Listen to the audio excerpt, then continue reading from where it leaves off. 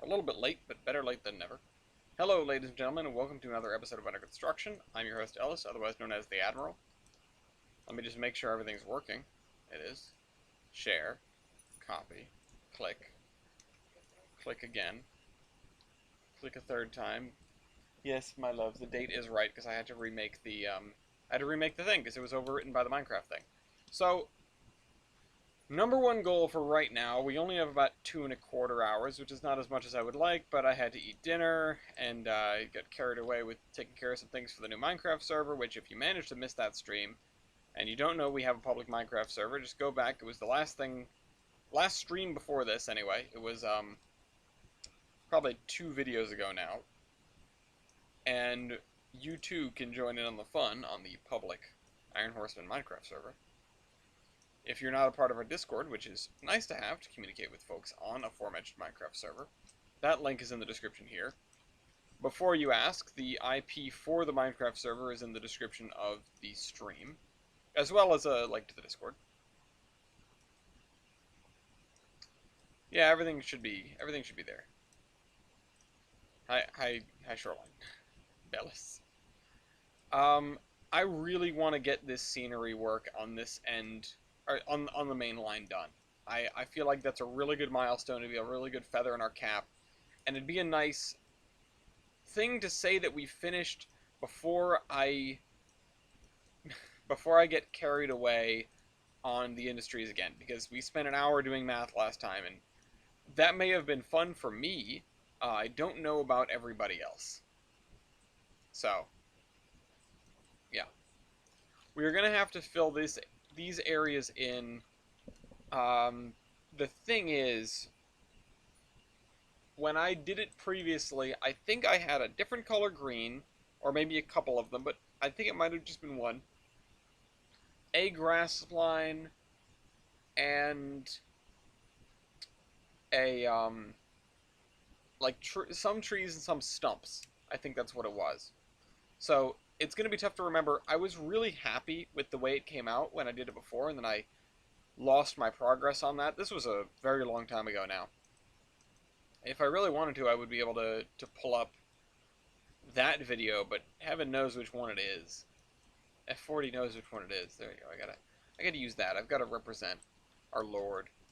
And not use the Lord's name in vain. Use the other Lord's name in vain. That'll do it. That'll keep me from going to hell. Just kidding. I'm going. So, I guess I'm doing all of the track work stuff first. I'm working on map. What?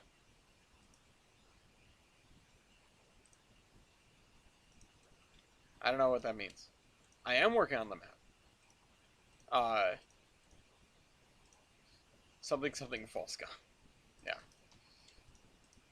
False gods was a Stargate thing. I mean, obviously not the only place you can reference the phrase false gods, but oh, you are working on a map. Exciting. Tell us about it. I want to hear about it. One of the characters in Stargate said false gods often enough to the point where SPSF good.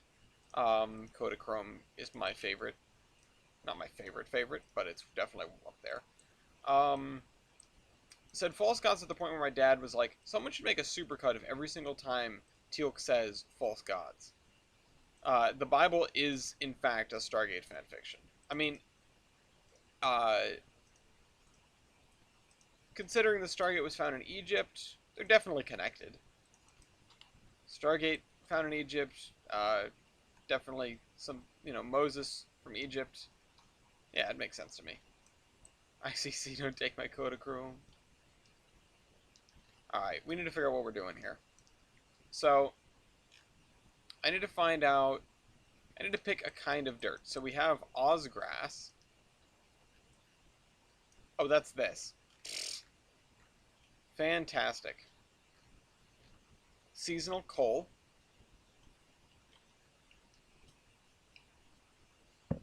Sorry, I just had to, PBR foliage.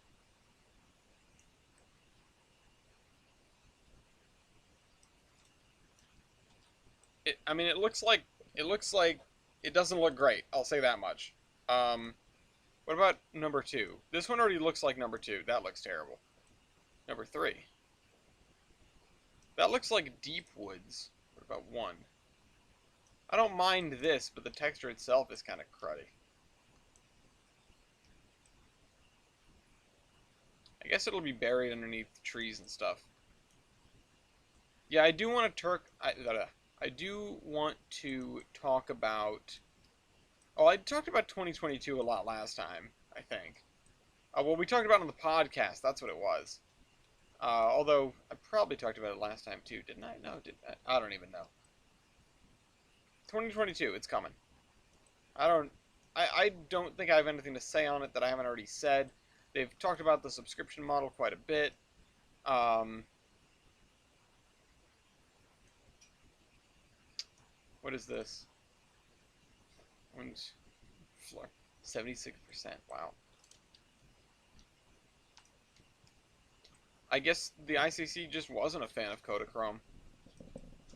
Bibby? Where you going? Hi. Okay. Are the bricks safe? Okay, good. Gloria and I are working on a brick house in Minecraft, which is actually a duplicate of a house that we designed together in The Sims. And by design together, what I mean by that mostly is I did the exterior and she did the interior. I put my chops to work where they were most useful, and then I went, okay, I have no idea how to do the rest of this stuff. So go ahead.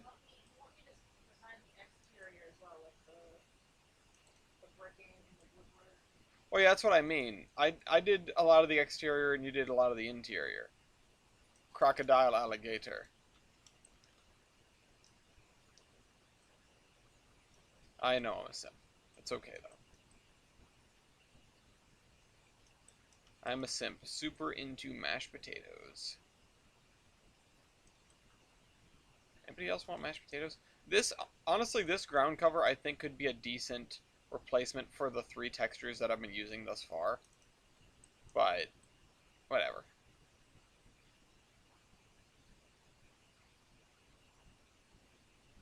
Let's fill this in. See, that doesn't look good, but it'll look better when it's covered with grass and trees, I'm sure. Super into Missouri Pacific. Yeah. At Kavan.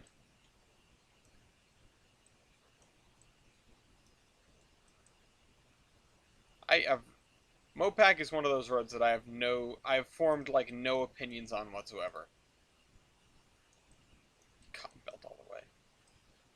Also another one. It's all the Midwestern roads for me. It's just all it blends together. There are a couple that stick out to me because they're like super famous, etc. But they're all otherwise basically the same to me. Super intense Minecraft player. Yeah, that fits me. Although, yeah, mashed potatoes pretty good. Gloria made fried ravioli today, and that was great. I would say from scratch, but they weren't from scratch. They were from a bag of frozen ravioli, but she did fry them herself, and that was fantastic. She only burned herself a few times. Meanwhile, I was at the supermarket getting essential goods and showing off Lafayette as one does when they're outside of the house with the floofer. Oh, you know what I did want to talk about? Paint schemes I love. I love the D&H. The D&H are gods of style. And the D&H boys were outside today. That is, the 2 shark noses were outside today. And that is really something else because, I mean, they haven't seen the light of day in, what, 40 years? They've been squirreled away on account of prime mover malfunctions, I believe, or one of them had a prime mover malfunction, the other one had like traction motor malfunction. Between the 2 of them, they had they might have had 1 working locomotive, but obviously that was not in the cards. No, D&H, yeah, Not necessarily good style, but definitely gods thereof. Like if you put them in charge of styling something, you're gonna get something. It's gonna be special. Uh, yeah. Uh, it's gonna be exciting. It might be complete lunacy, but the D&H gets everything. You get everything from them. The um, the bajillion diesel schemes, the hilarity they did with their steam locomotives, the depressed turbo buttons. By that I mean the inset headlights. The what else is some of the crazy stuff they did? They did a lot of high pressure locomotive experiments, which those just looked like absolute whack jobs. Uh, Now it's interesting. The more schemes you have, the closer you are to death. I wonder what you could apply that to. If we apply that to modern class ones, UP definitely the furthest from death. I'm pretty sure they've had the same paint scheme for 100 years. Um, yeah. You can't. The DNH were the DNH are never the villain in a story. Uh, what style of passenger diesel and nicer looking? The FPs or the shark noses? The FPs were. Refresh my memory what the FPs were. I can still bring out a watercolor drawing. Oh, that's cool. Yeah, so, yeah, I was going to say, continuing down the thread, BNSF and CSX probably have the most schemes. Probably in danger. BNSF CSX merger when?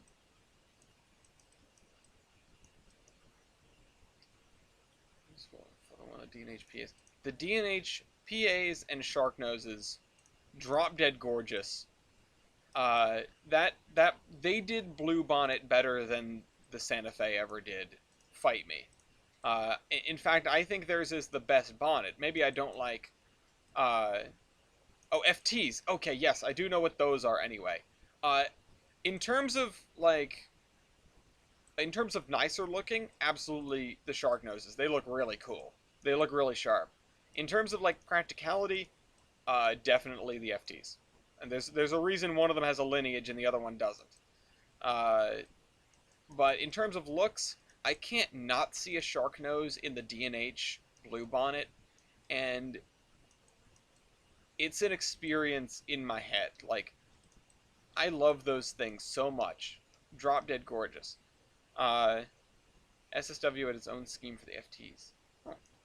I mean, I feel like FTs are the predecessor F units, right? I'm getting that right? Because if they are, then we can probably lump all the F unit schemes into what would have been FT schemes, and that's a lot of schemes. I think if any locomotive, what I did mean, passenger version of the FT, was that like was that a 6-axle unit? I don't know about those. Uh, But either way, I actually have never been a fan of E units. I'll take an F over an E every day of the week.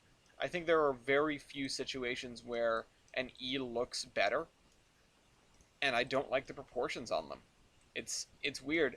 It's one of those things where I can't chalk it up to like, oh, I don't like longer engines because I think PAs look better than FAs. But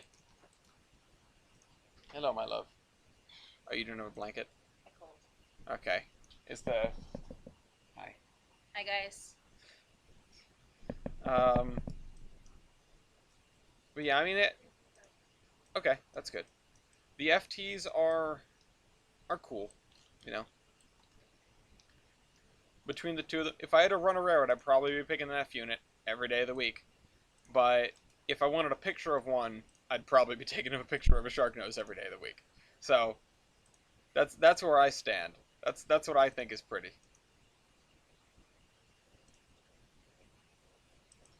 And I mean, part of it is the rarity thing, you know. F units are dime a dozen. I believe they were BB. Oh, then I know nothing about FPs. Give me SD45s. Yeah, SD45s, SD40-2s, the most ubiquitous diesels. But have you heard about BNSF donating one of those Centennial SD45? I think I have. I think we got an article on it, and then it got passed over because it wasn't, like, flashy with other big stuff to talk about last podcast. I feel like the small stuff gets overlooked now because we're focusing on discussion topics, which is a good thing, you know? Uh, we talked about the Nevada Northern engines getting moved, and we got some more news on them recently, which makes me happy, especially the RS. And I'm, sort of stating my preferences aloud here. It doesn't mean I don't like EMD. I'm pretty fine with EMD. They're just nothing stand out to me. I keep talking about how much I love Baldwins and how much I love Alcos and how much I think EMDs are mediocre. And it's really just it's the rarity factor. They're pretty but impractical. Alcos are gonna be Alcos no matter what shape they're in, but they're in that shape, and I think it's pretty. And Baldwin's likewise. Uh, Baldwin, bless their heart, they never figured out how to make a diesel that really worked so well, aside from switchers, and they never managed to market themselves out of the steam era. Uh, they're, aside from the handful of examples that survive, they're really a builder that died with the steam era. And it's kind of a shame because of how big and powerful they once were. But, not everyone's going to make it. Baldwins are like because they wacky. Yeah, exactly. Baldwins, and of course the pinnacle of wacky, the Baldwin Lima Hamilton, uh, and those gigantic switchers, Switchicus Maximus, etc.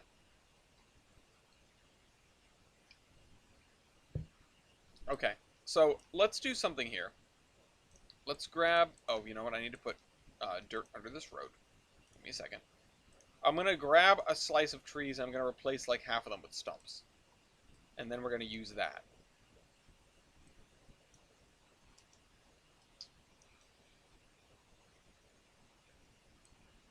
Yeah. Whatever my favorite EMD is. I mean, it's probably an F unit.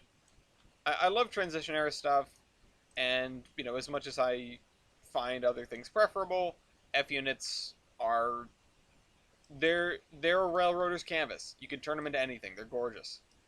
Uh, or they have the opportunity for that anyway.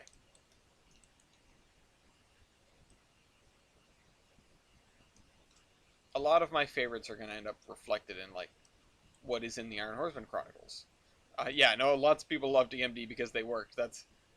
Yeah, absolutely.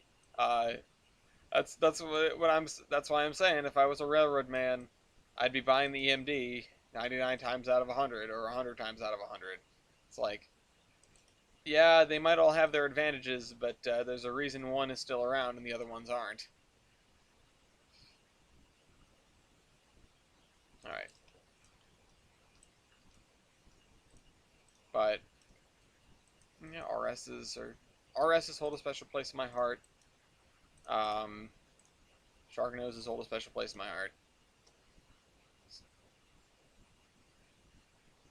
Oh my god. Is it number 8,000?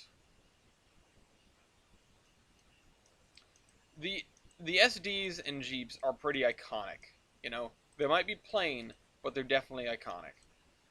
Um, high pressure locomotives are hilarious. If we're talking about steam era stuff, they're insanity. Um, what was I gonna say? I was about to get carried away on a tangent. Now I don't remember what it was, but just about it's the face of every short line railroad to be an SD40-2. They were all rebuilt in normal Selkirks. Oh, okay, okay. So they were okay. They were super Selkirks. I like that name of that wheel arrangement there. I like Selkirks, just for the name of it. I mean, I can't knock CP engines. The CP beer cans, they hold a special place in my heart. I certainly have an affinity for them. Uh, they put random stuff everywhere. Yeah, they got into greebling. Uh, is that a Star Destroyer or a bunch of SP SD9s? Who's to say? CF7s are weird, man. I I don't have a strong opinion, but I have like a physical reaction. I see a CF7 and I go, ugh, because they're just weird to me. Uh, Jubilees are fun. I think the reason I love the CP beer cans is because of Jubilees, is uh, because of 2929. You know, uh, it's something that I saw at a very young age. I think I first went to Steamtown when I was like 7, and then I had a lifelong affinity for the place. And it's like, okay, and they've got all these engines, and they've got this one which is really pretty, and that was the Jubilee. Hey, Matt. Uh, Matt, I apologize for the temporary dirt bridge over your house. I'm gonna get in there and make a new bridge.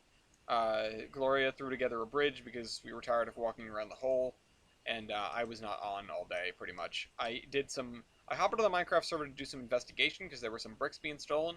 If you see anyone that is suspicious and also has acquired 2 stacks of bricks or more, seemingly out of nowhere, they came from Gloria.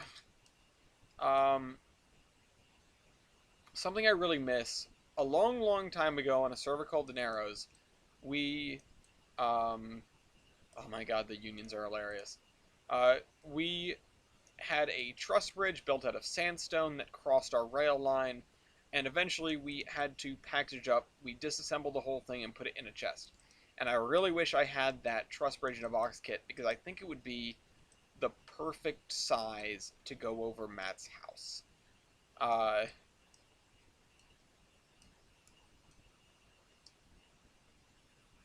And yeah, I wish I'm probably have a screenshot of it somewhere. I might just be able to build it from scratch. But the other thing is, we don't have sandstone. I'm not sure if anybody's found a desert yet. There's lots of plains around us. You guys are delving into subjects I know nothing about. Rebuilds of engines that I've never heard of. But you know, I don't know everything. I know a little bit of everything. I feel like I feel like I've I'm in the Raritan community, but I'm not in any specific part of it. I'm just surrounded by people who are all in specific parts of it.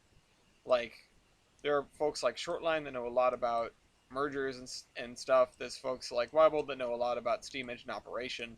There's folks like Agilities that know a lot about like modern ops and how that works. And if I need to know where any train is at any moment, I know who I can talk to. Uh, there's TBA, who's the L train guy, and Tyler's the interurban guy, and Milky is also the interurban guy. I mean, he was the OG interurban guy for me. Uh, I when I went on my cross country Amtrak trip, I delivered him a book I found, which is the Trolley and Interurban Directory or something like that, and it's just the lifespan and name of every railroad or every interurban railroad that ever operated in the United States, organized by state and sorted by name. And it's a really helpful book if you're like, ooh, I don't know if there was an interurban here. Let's look in the thing. It gives you one line of information, and it's just name, start date, end date, and that's about it. And like 1 or 2 notes sometimes. It was a book that was uh, the absolute exemplification of a mile wide and an inch deep. It covers everything you could possibly need in the most minimal detail you could possibly ask for. All right, so we have teardrop, little smiley face, and chote. Um,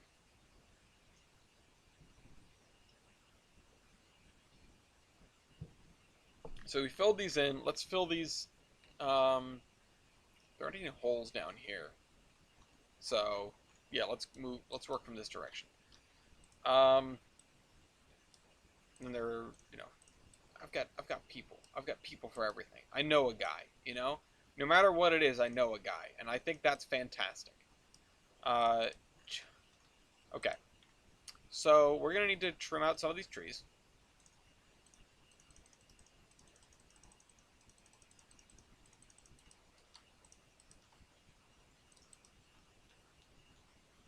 Still too many.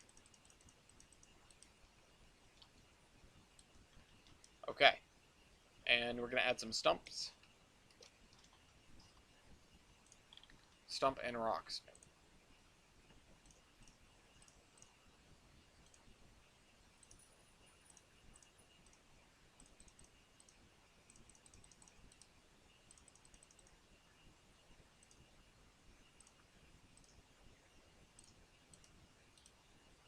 Box cabs, good or bad? Box cabs, good. Love box cabs.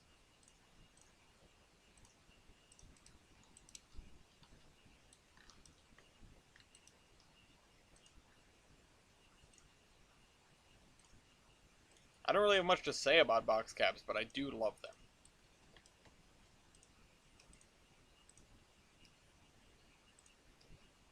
I honestly, genuinely, I'm not sure I've ever come across a box cab that I didn't like. Because how can you get it wrong? Like, how can you possibly turn that into something that I will not like? It's just a box. It's. Have you seen what I drive? Like, those are the most near and dear things to my heart. It's just a cube on wheels.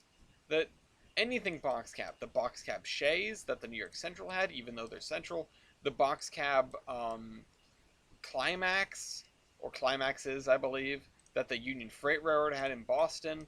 Like, how do you get that wrong? You can't. Prove me wrong. Find me a box cab that I won't like. Please don't, actually. I don't want this ruined. I thought that was like water spilling. It's Lafayette with his new toy. Um,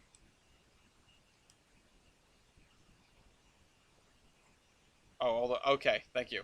Uh, I've now read the bit about rebuilds, and it makes a little bit more sense to me. Even though I can see most of what's being said, I can't see all of it. Like the first and last word of every line gets cut off because of where the window is. But that's not important. I know what we're getting at now.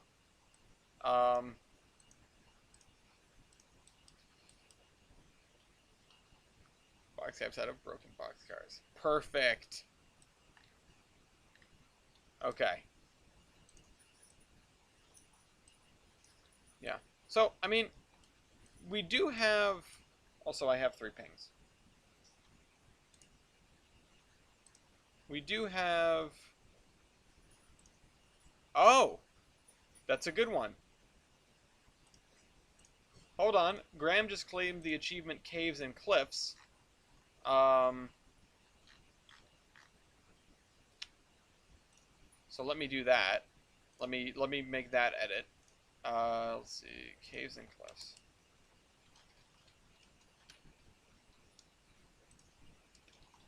I'll put them on a list of people that I owe subway tokens, the Minecraft server.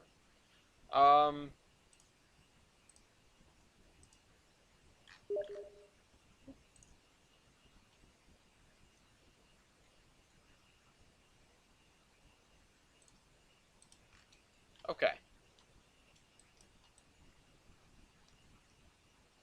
There we go. We have this. I need to cover this with grass still, I think. Because I don't think it looks good the way it is. I should probably use some sort of... Oh, we didn't cover this part with grass either. Yeah, we need to do that.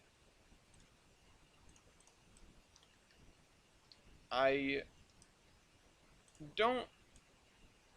I know you probably want me to talk about 2022, Sherry. I don't really have much to say that I haven't said already. But I think we need more information before I can make a proper judgment on what the heck we're getting out of this. Because Surveyor 2.0 is a thing, but we don't really know what it contains, at least based on the conversation that we had in part of the Discord server in the fake model railroading earlier. It just seems like everyone's sort of just throwing darts at what we could be getting out of this. Oh, you know, I need to put a fence up over here.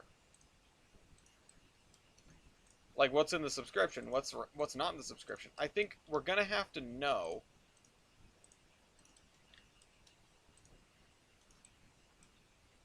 We're gonna have somebody. Does Approach Medium have their hands on it?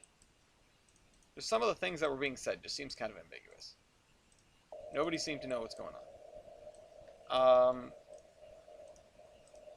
So here we go. I need to tilt my camera to see where this grass is.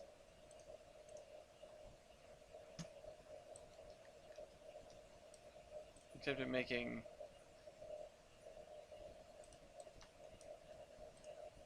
Locomotive aerodynamics are a really interesting thing, because when they started working out, like, oh, we should probably make these aerodynamic, it didn't make a difference. The trains just weren't going fast enough.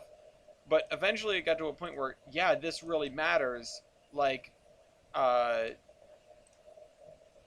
didn't, I didn't want, this really matters that we can streamline engines, but the streamlinings that work are the ones that look stupid. And so then it became much less of a question of streamlining for speed, and became one of streamlining for just style, and attracting passengers and stuff like that.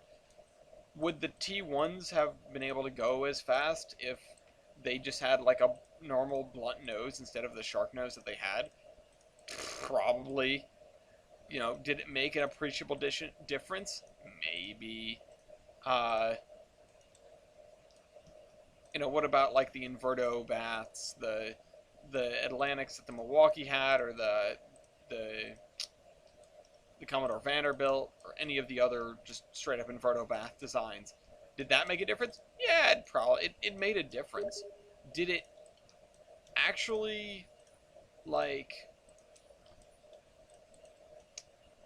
yeah, the E&F streamlining too. It's like the simple stuff really works to an extent.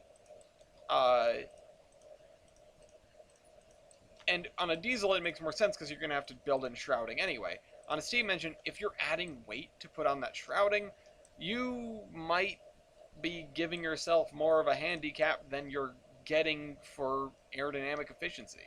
It's a line you got to walk, I guess.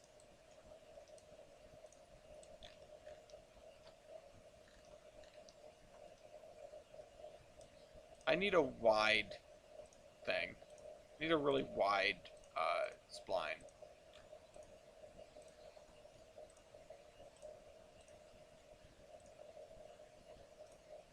That's not wide.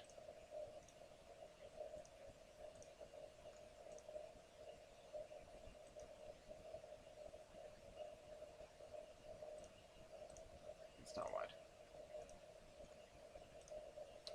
I need a wide grass spline, and I wish I remembered what I did with this to begin. Oh, hey, Brady. Good to see you again. Okay. Ground cover. That's not it. I need to cover an area. Okay, how do I use the thing? How do I use the spreadable ground cover stuff? How do I do that? I don't know. Let's see. I don't know how that works at all. How this works. Is there something I have to do outside of it? Is there something I have to do in here?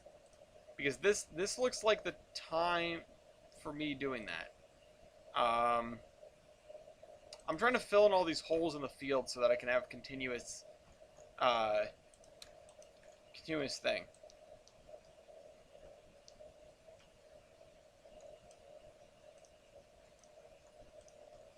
For a steam engine, yeah.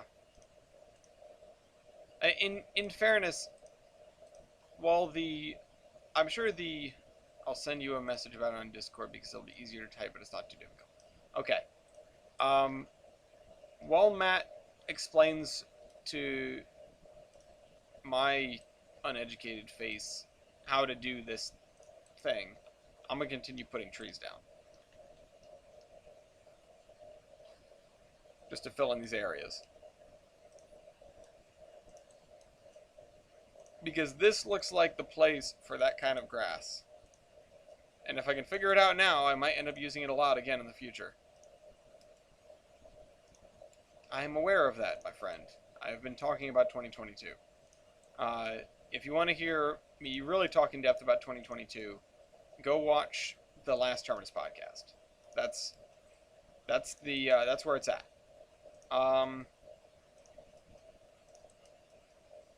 I made sure we talked about that because I figured, this will be something that we can talk about. And I would maybe I should go check out that approach medium video. Maybe it sheds a better light on the subject than we seem to have right now. But I am genuinely waiting. Yeah, no, I agree. I am genuinely just waiting until I can get access to it because I already have the membership. I'm a little excited. I'm a little excited. I'm also a little bit like, oh, really? Already? Because I just moved over to 2019 from Tane. It's been very few things.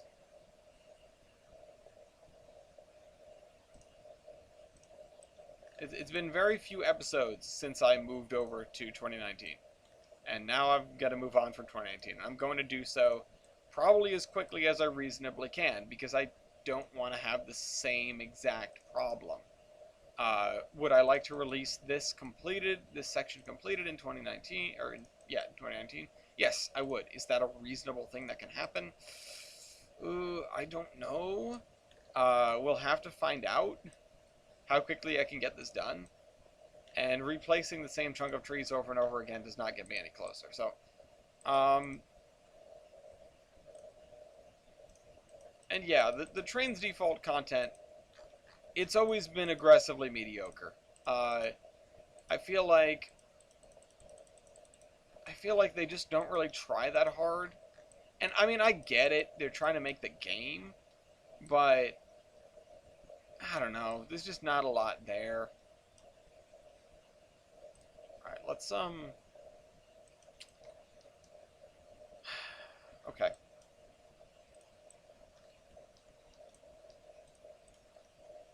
Let's just do this. Because I need to fill this area in, but I don't want to get rid of my copy paste selection right now. So let's just go nuts with this for a minute.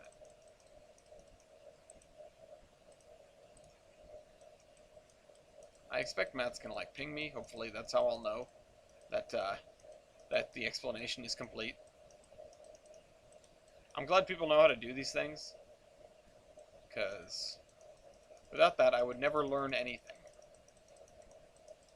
I should have used one of these as a base coat. I think I'll just use this as a base coat. Let me just fill in all this area. Lafayette's new toy really does just sound like him playing with a paper bag, or like a plastic bag, and it makes me nervous when I hear it. But then I hear the squeaks and I know everything's okay.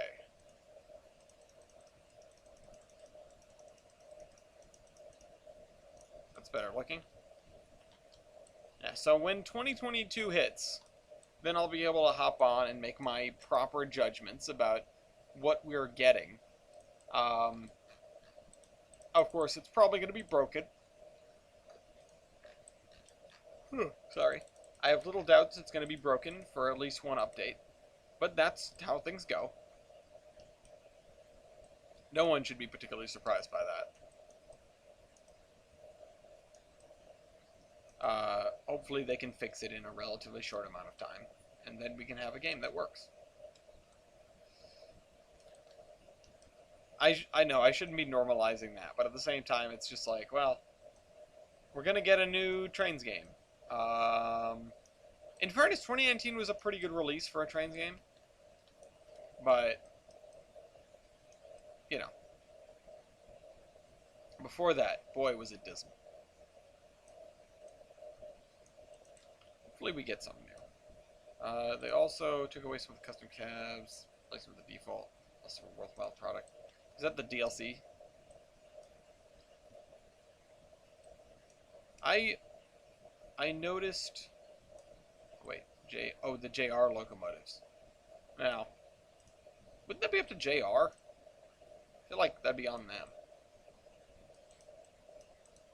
Also, if it's, I can understand JR going, oh yeah, you can sell our payware content, but you can't sell it with the cab. If they want the cab, they've got to buy it from us.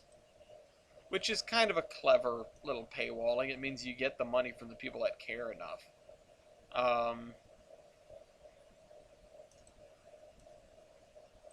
But otherwise, the people that just want to look at the engines from the outside, which is, I'd wager a lot of people, they can just buy the outside. I've always appreciated the T1 cab. The items are payware and you can't change it. No, I'm aware that, well, yeah, because JR has their own website. I assume they've got all their stuff up on there still. I know they did move a lot of their stuff onto the DLS, at least the free stuff. And I know they've got pretty hefty partnerships with M3V, but that just doesn't make sense to me. Unless there was something about the old cabs that doesn't work now. Maybe there's a technical reason. You'd have to wager they wouldn't do that just because they can. There's got to be some sort of explanation for it. But I know nothing about this, so. Oh, they're made default within the game. Well, are they really payware then? I mean, if they're default, I don't know. I don't have firm opinions on that.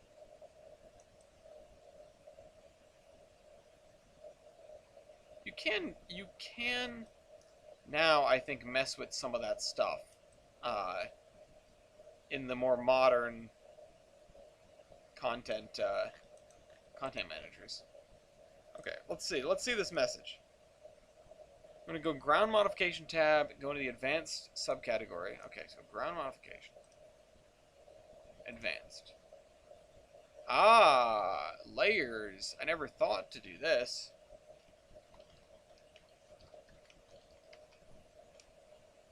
Effect type, turf effects. Grass, grass, grass. Oh, there's a tutorial. It's only rendered in one window at a time.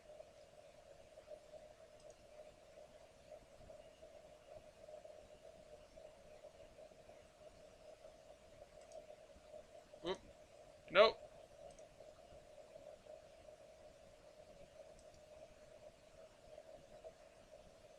Effect layer data bindings. I didn't mean to click that button. Oh, okay, I can do that. Advanced options. Ooh.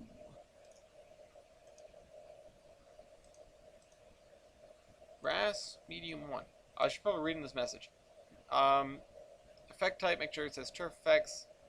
None of the sliders are important. Click the check mark, go to where it says ground next to the waffle. I didn't see any sliders. Okay, hold on. Let me cancel this and try it again so that I'm actually. How come I can't?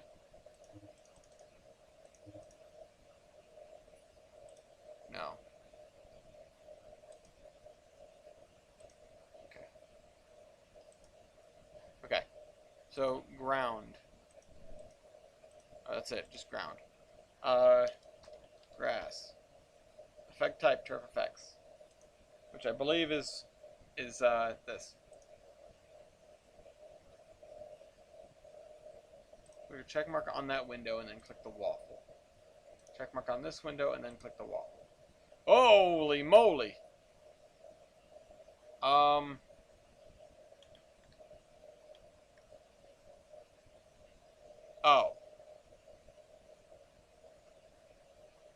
Oh. I don't have it turned on. Let's see. Detail scenery. Clutter plus turf effects. Okay. Can I close this? I need to restart the game. Son of a gun. Alright, we'll have to come back to that. We'll do it next time. Let me just finish everything else first.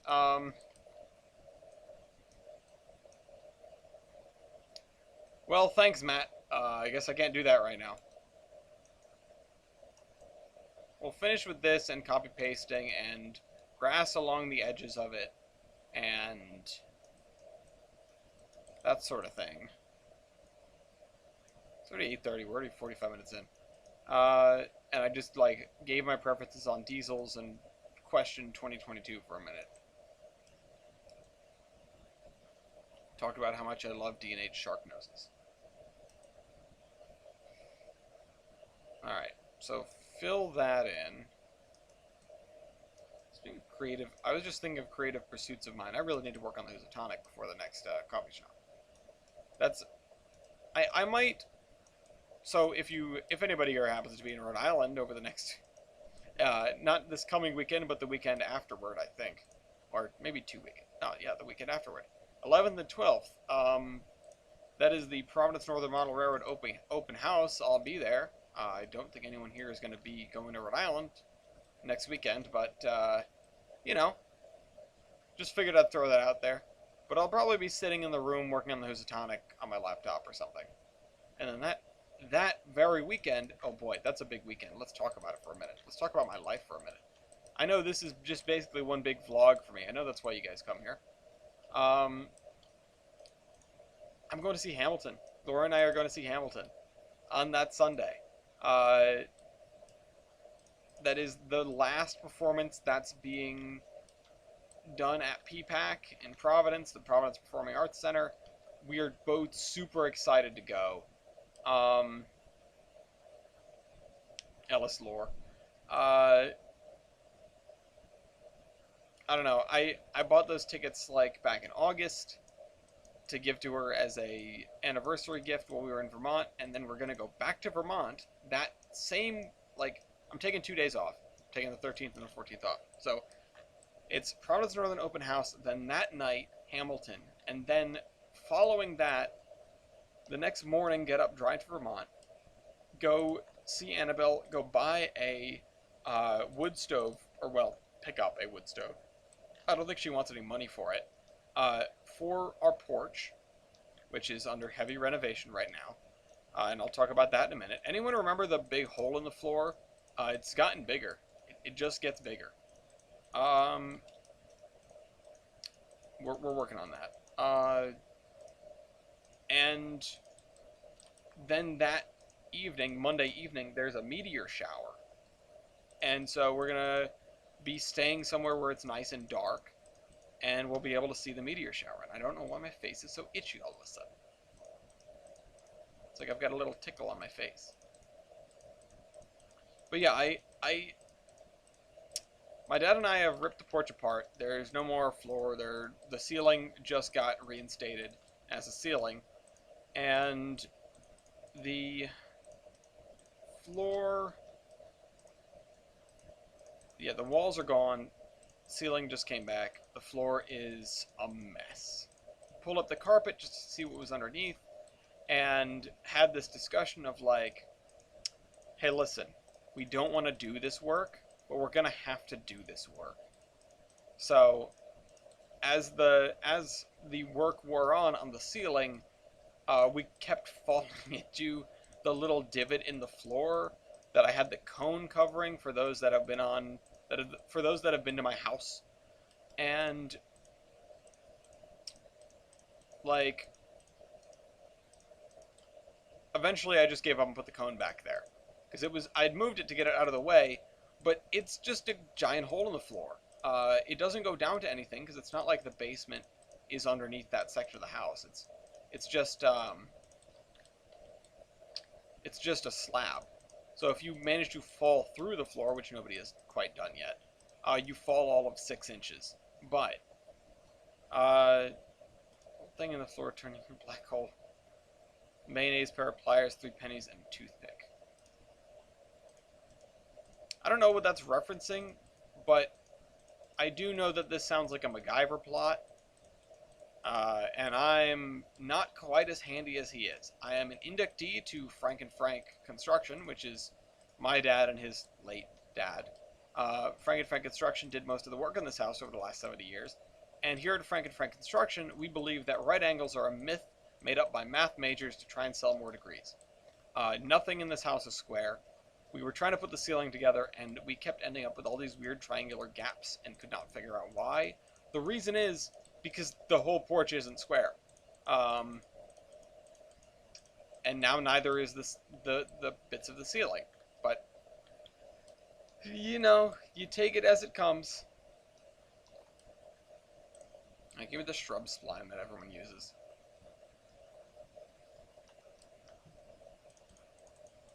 With all the new players that have appeared on the Minecraft server, and, you know, also the Discord, there have been some rabble-rousers in the Minecraft server. New folks that don't understand the rules or don't care. I've already had to ban 2 people. And I think I scared another one off the server while investigating the brick problem. The brick stealings. But either way, if they come back, I still think it's them. But point is, the brick thing, the bricky brick. The people, I said, we just sort of need to wait for the scrubs to thin out or something like that. Except I misspoke and I said shrubs, and nobody called me on it, which was interesting. I don't know if I'm that intimidating. I kind of hope not. You can call me on dumb mistakes. I do it to everybody else. But goddamn do I love the new Minecraft update. I had to peel myself away from playing more Minecraft to come and do Under Construction, which is interesting because last time we finished Under Construction, like the end of last episode, I was so ready to do more because we had just spent the hour and worked out like the recycling plant stuff. I was so ready to do more, but it was not in the cards, or wasn't in the cards, I suppose, because by the time a week had passed from last Thursday, I now have another addiction, and it's Minecraft again. It's not a new addiction. It's been my addiction for 10 years, but it's Minecraft again. That's just the way it goes. Okay.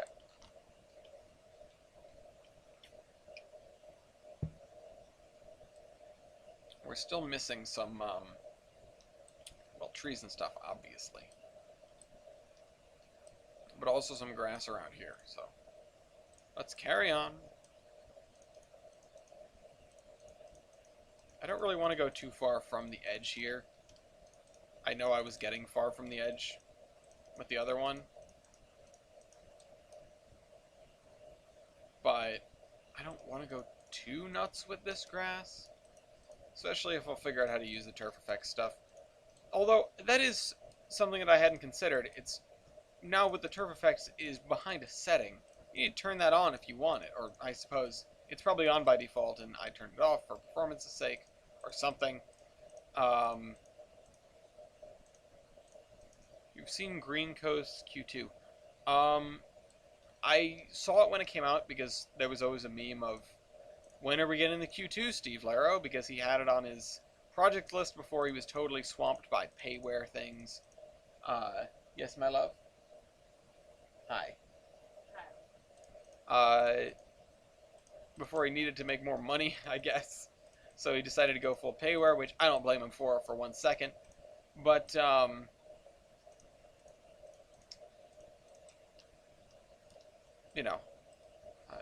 playing Minecraft on Xbox 360, real boring update-wise, because we're just going to say the same thing. Yeah, I'm glad that as far as the other versions of Minecraft go, we're finally bringing the worlds into parity. And I know they're trying to bring them exactly into parity, and I know they're trying to get, like, cross-compatibility pushed out between at least, like, Java servers and Bedrock players, stuff like that, which would be great for all the folks that are on Bedrock that I know that just play on console because I don't have a PC. And, it'd be great to have them on the server. Uh-oh.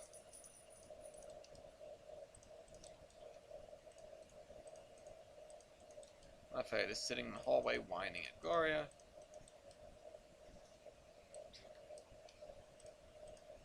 This dog has 2 modes, sleep and whine. I got to play, or I played Minecraft a little bit on, like, the 360, if I'm remembering right. And yeah, there wasn't a lot to it. It was Minecraft still. And it was nice to have Minecraft that was pretty seamless in terms of just, like, multiplayer working. That's the maybe one advantage of having a console, is just knowing that you're going to put the game in and it's going to work. You don't have to worry about drivers or settings or anything like that. You know that they designed that game to play on the thing that you have right in front of you for the most part. And it's going to work. It just works. Um, game bugs notwithstanding. Like stuff that can't be fixed by a particularly intrepid uh, PC player that's built their own computer and knows it inside out and can, like, troubleshoot when a game isn't playing right. That being a console player avoids all that. You won't have to troubleshoot. It either works or it doesn't, and it probably will. And if it doesn't, you have somebody that you can call for sure.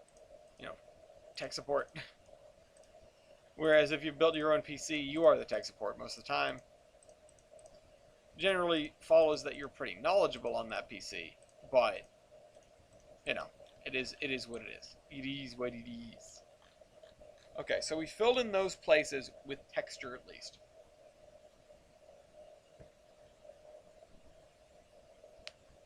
Ugh. I didn't name this. I probably should have named this the ATLS thing.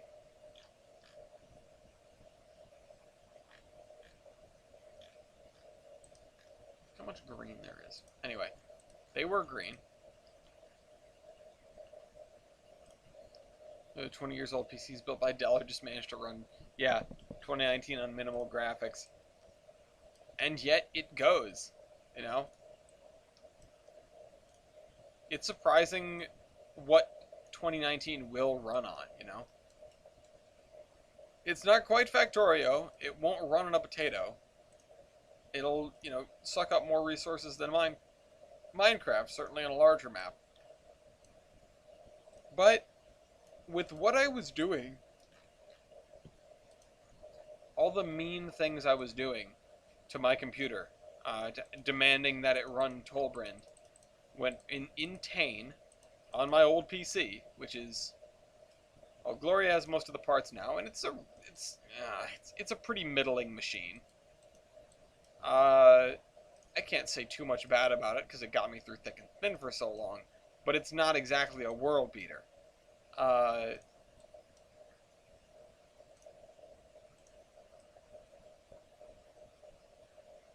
Things you can say about old computers that you can also say about your girlfriend. But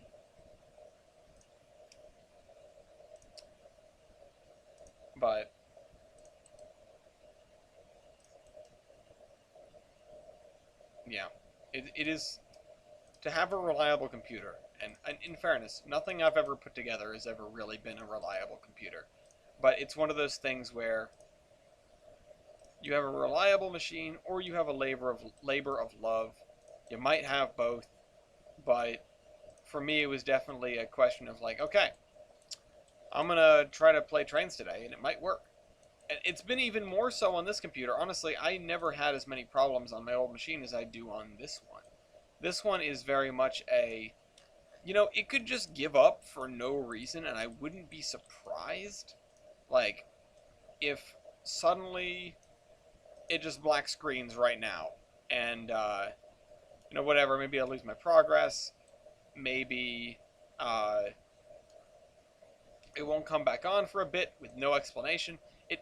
It wouldn't be, like, I would be surprised, but I wouldn't be taken aback. Like, it'd be like, oh crap, here we go again with this thing not working right, not doing what I needed to do. But it wouldn't be A, the first time that's happened, B, probably the last time it happens, or C, anything like particularly out of line.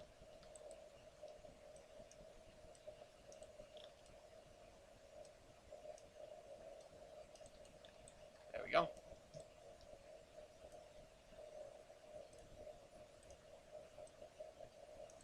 There we go.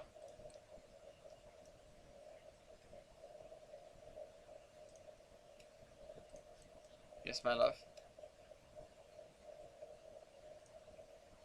Yes. Every time.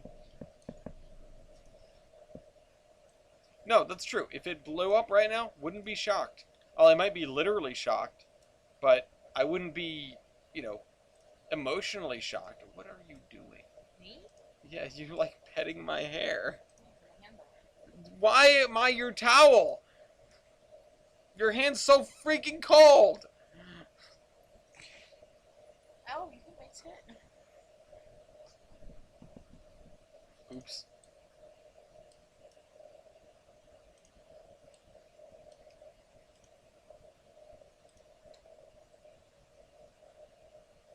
There used to be an autosave, I thought. I'm gonna save right now just in case. My face is now so cold because of that.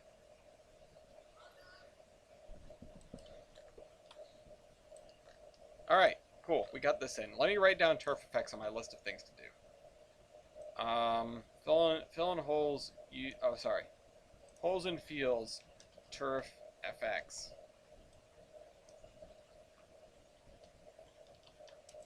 I'm gonna move that to the bottom of the list. Which also, I don't want to do more shrubs, man. I don't.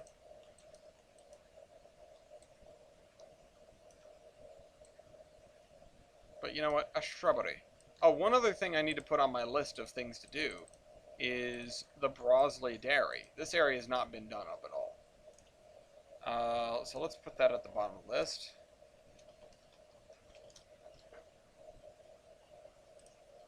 What's the next thing? Oh, it's still Scioto Valley grass and trees. Well,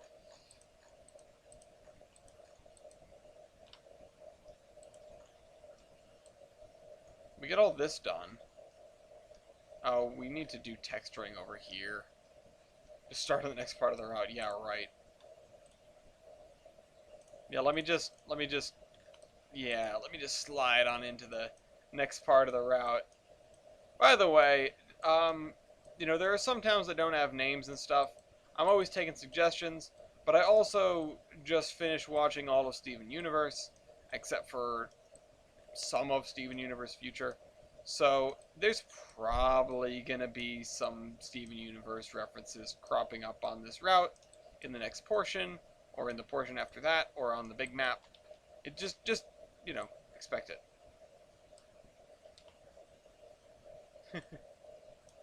Yeah, no, I got indicated to do shrubberies, so I'm doing shrubberies. It's not like I'm excited to do them, but they're on my list now. If any of you have something that you want to see happen aside from moving on to the next segment, immediately, because trust me, I want to do that too. Steven knows. Okay. Uh,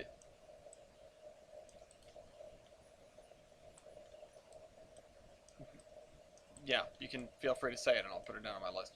Also, I think someone on the Patriots has that as a last name. 5,000 UFOs. Okay, sure, I'll get right on that. So now I need to name something after, I need to name like a river after Bill Belichick or something. He deserves it. Let's fill this in. Football fans here, we're back at top of the division, and also we have the best odds to win the Super Bowl out of any team right now, so that's cool. We have the plurality, which is like 25%, which, you know what, I'll take those odds. We're playing the Bills on Monday in Buffalo, which is going to be exciting because Ribs Field Junction. Okay. Put a pin in that one.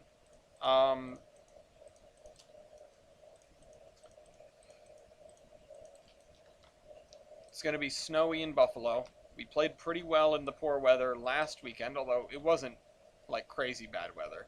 It was just a little bit. But definitely we're doing pretty well. And meanwhile, the Bills are imploding. I really want to ask Warhawk what the heck is going on up there. But,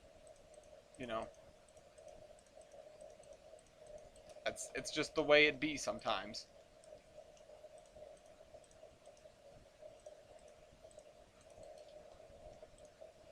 Ribsfield for her pleasure is all I can say to the town name anyway. Okay, so let's fill this in. Oh, yes, Woonasquatucket. Oh, gosh darn it. Alright, whatever. Those shrubs are staying because I can't fix them. I think his name is Gunnar. Gunnar Olszewski? Mike Wazowski?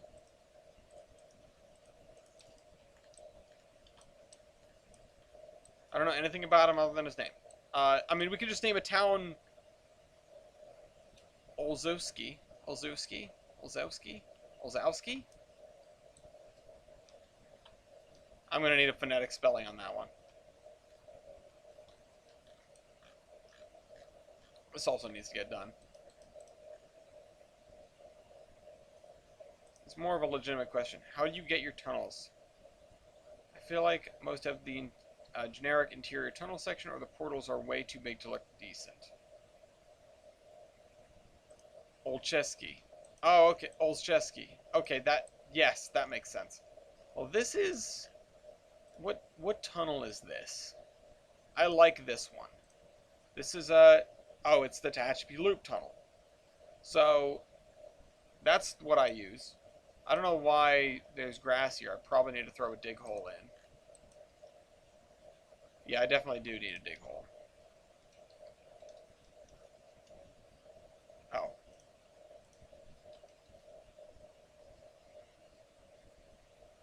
What the heck is this? Oh, crap. Double oh crap. Triple oh crap? Wait a minute. Where did I have the dig hole before?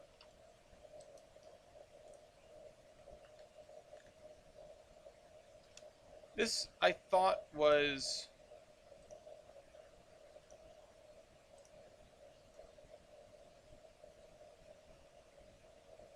I thought this was fine before. I don't know what is going on here.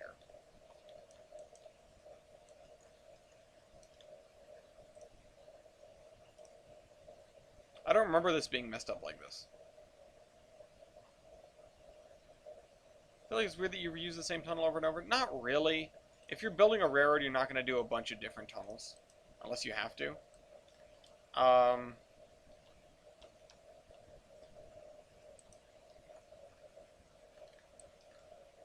Okay, hold on. No, we can't do 2, because that's just too much space. I swear I had a dig hole here before.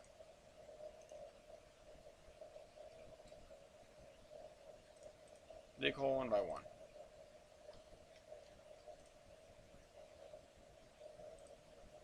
Is the other end of the tunnel the same way? It is. I've made a mistake.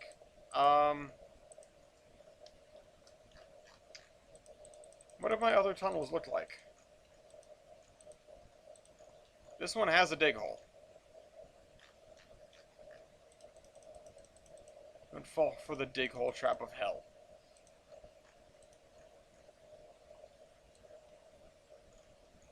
Well, I've already fallen in. I used the dig hole elsewhere. I think I'm just gonna have to shift this a little bit to make it make sense.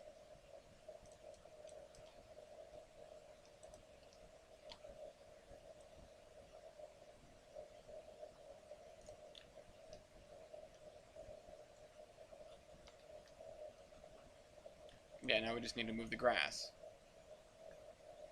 And we'll fix that in a minute.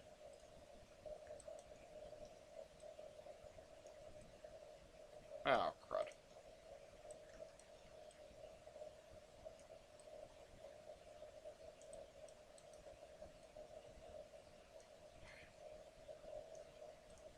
Do this.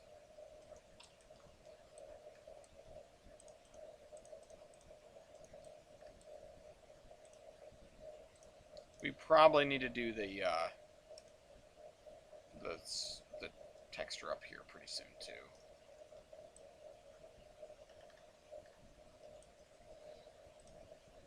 I need to adjust the ground.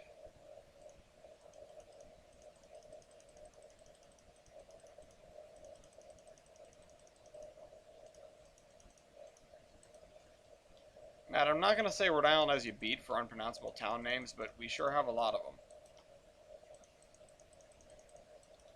You guys might have a lot of unpronounceable town names, but we might have the better percentage.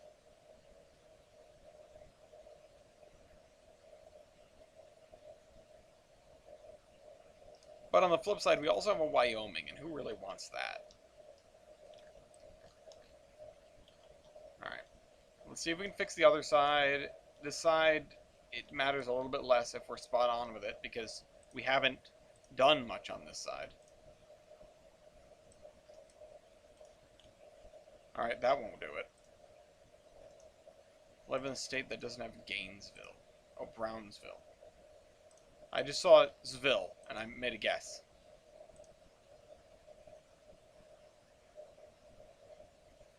All the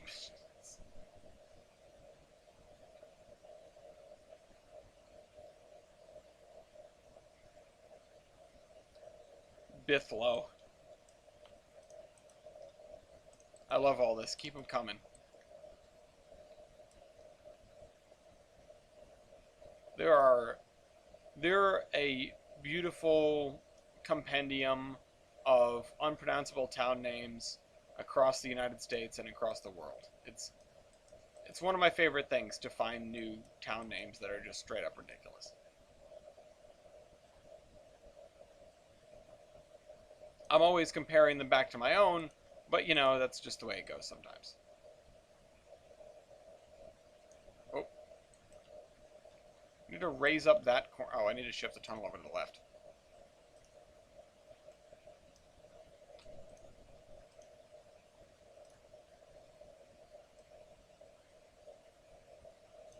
Blue ball is very close to intercourse, but not quite there.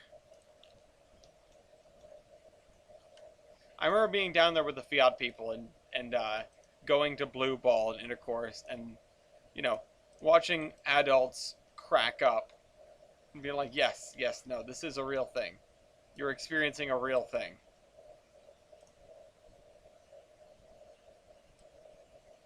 Right, can we move this, like, up here? Thanks.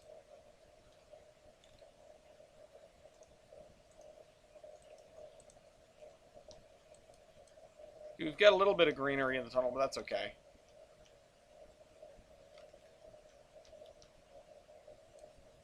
I think that last one that you just said, Redding, is a sound that, like, the whammy bar on a guitar makes.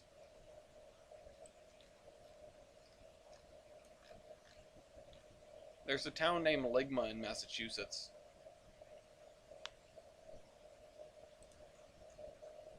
That's a joke.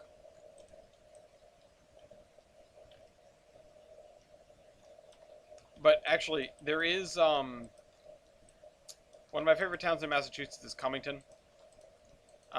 Because they have a mineral there. If anyone wants to look up the town of Cummington and the guy who founded it, or that it was named for, his name was Cummings, and there's a mineral named after the town, and it's called Cummingtonite. And that's not a joke, that's a real thing.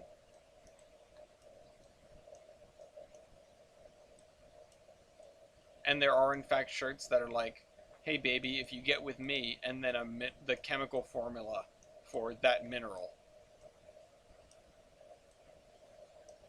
If you get with me, you'll be. Alright, so it is 9 o'clock now, and my throat is a little bit sore. Favorite town in Missouri is Frankenstein. Is that where my computer came from? Oh, excuse me.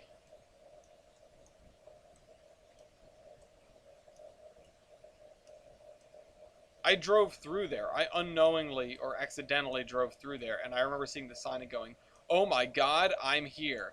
I've arrived.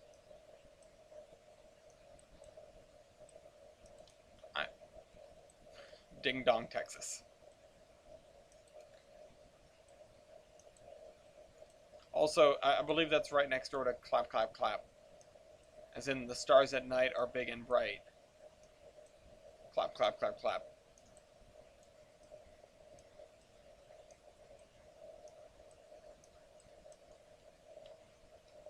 Alright, I probably should be deleting trees on this one, because this is much less important. I'll just... Boop, boop, boop. You're on the road, you're on the road, you're on the road, you're on the road, you're on the road. Move, move, move. Too close, too close. Goodbye, goodbye. Goodbye, goodbye. Goodbye. Goodbye, goodbye. There's a little hole in the trees there. Oh, and this part was done. Okay, cool. Hot coffee. Oh, I remember that from GTA. Hey, yo. Okay. You have a town called Poison. Oh. Make a town with a very long name, but add a random capital letter so it spells out a secret message.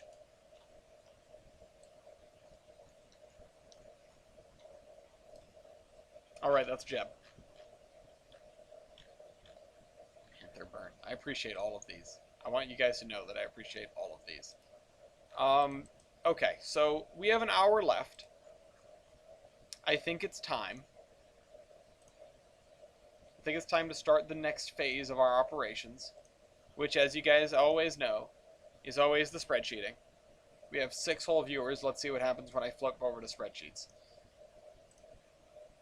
Oop, somebody threw in a...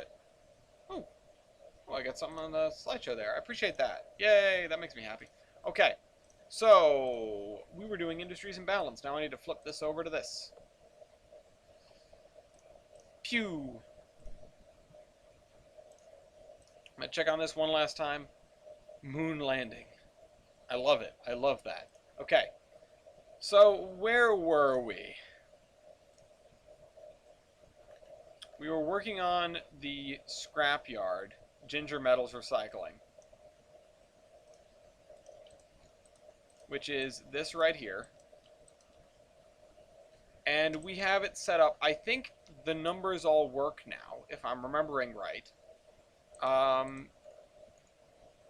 This is our, like, operational thing. We're going to have to slide that in over there.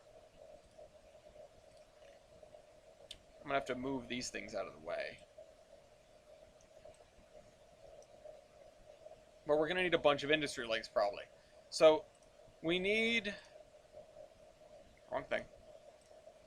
Oh, wait. Can I do this all in one? Add product link. From that product, that to... Okay. So, I only need one industry link, but I might grab more than one just for the sake of it. Because... Let's see. Just to keep my head wrapped around how this is going to work. We've got to have one that goes from here, one that goes from here. So that's 2. Whoops, that's a dig hole. I've created a pit to nowhere. One that goes from here, one that goes from here, one that goes from here, so that, and then one that goes to here, so that. So 4 of them. That's fun. Okay. So, I believe we set up all the individual industries already, if I'm remembering correctly.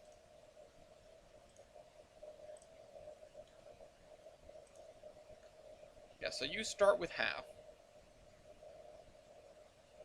Although you shouldn't, that's right. Or no, you should because you have your own process, isn't that right? Yes. Oh, I didn't put in the time on this. Ooh, I forgot about that. Okay, so the Q's is right. Right? Yeah. The tracks is right. Unload from vehicle. Process products, everything should be in items, which I think it is. Processes, you are going to consume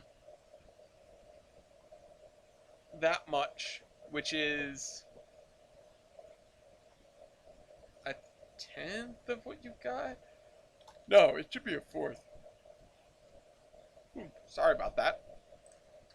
So, let's see, over here, the crane scrap, let's see, blah, blah, blah. Ginger. You.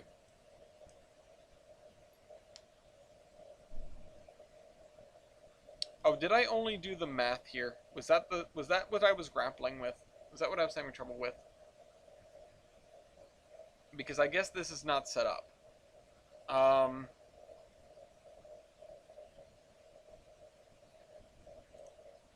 You need to process... Okay, so 63,565. That's the same as we've... Oh, no, it's not. It's close, though. Hold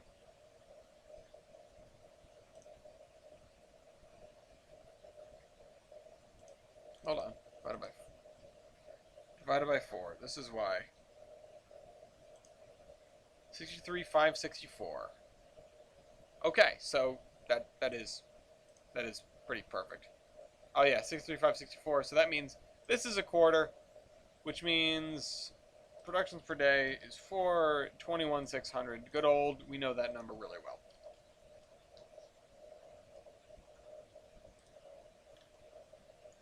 Okay, and this should work. I mean, it should take stuff out of here. By the way, we can clear this. We're gonna leave these cars here as the industry is seated, but we're gonna clear the inventories of them, like so. You as well, because I think you're all set. You're all done.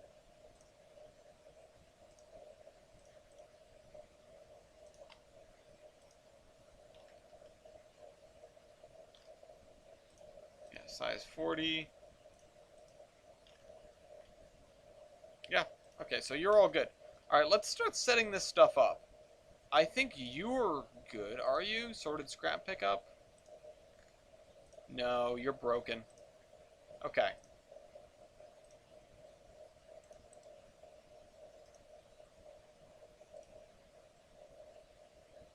So, you are the scrap metal with the blue. So, scrap metal. It's one of these. It's that one. Tracks. Blah.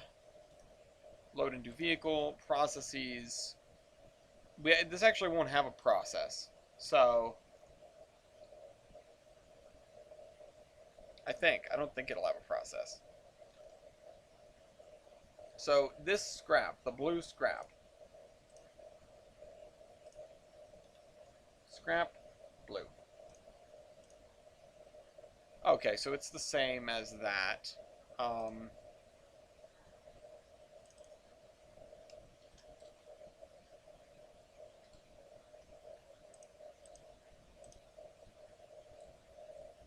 whoops. 6,000. Okay.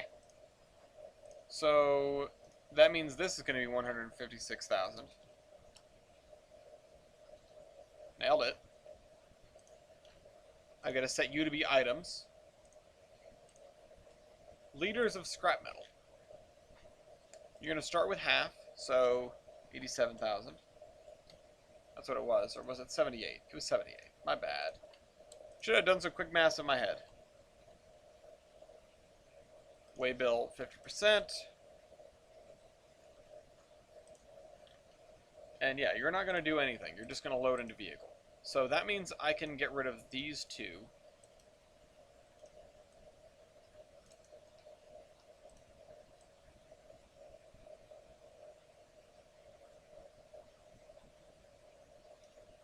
See, I'm here to build a beautiful route, but this is where my passion really lies. Anyone that's known me for a little while knows that. I'm here to cause AI chaos. And have a route with lots of commodities. But lots of commodities that actually interface with one another, which right now they really don't. Which is kind of a shame. You know, I feel like that's... It would have been nice if I had started working maybe from the other end of Tolbrynd, and then I would have had a lot of outgoing stuff, I guess, from the steel mill. Now I have a lot of incoming stuff. But I wouldn't know what all... This is the smart thing to do at the end of the day, because at least... What the heck? At least using this... What? Huh? Is that connected? Okay, I guess it is. At least using this, I can know what outputs I need to have for the steel mill. It's going to be all sorts of different things. Which that is kind of probably going to be a problem. I don't know why I just did that. God, I'm not with it right now, I guess. Okay, I don't know why I couldn't grab that. Okay, now it's good. Oh, now that one is in advanced mode for some reason. No clue why. Alright, what is the rotation of this? 196.8. Yeah, I don't want to roll it, thanks. 96 point... Oh, no, no. Oh, I moved past it. Come on. Oh my god, I'm going to jump off a goddamn bridge. Yay! Alright, we did it.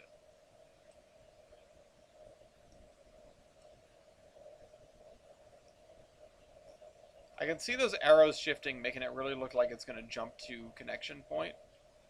But it's just not doing it. Okay.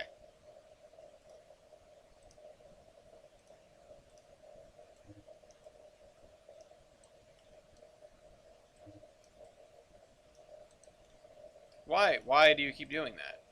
Go back to the other end of your track. Sit in the corner and think about what you've done. You buffer. Okay. So that's one. Oh, that's two. Well, those two are in their place. Everything else is already in their place. We need to set up the industry links now. I actually need to name these because they don't have their proper names. So that would be... And I can just snag those names from over here. Let's scrap pickup 1. I assume this is going to be... Yeah, this is 1. And this is 2.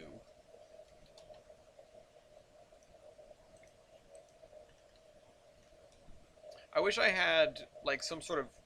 Like, I could show chutes coming out of these buildings or something like that. That'd be neat. Anyway. Let's just try it with 1.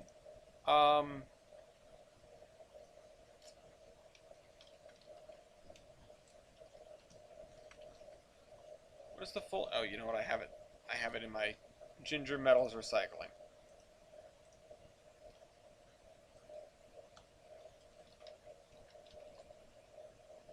Okay. Add product link from Ginger Metals Recycling sorted scrap pickup 1 to Ginger Metals Recycling sorted scrap pickup 2. You're going to send over scrap metal. I assume that it just shows me what all is in both. Add product link. Ginger Metals Recycling. Oh, do these other ones also not have it? Because that would not be great. Oh, I forgot the name. It's supposed to say MV at the beginning. I'm neglecting my own standards.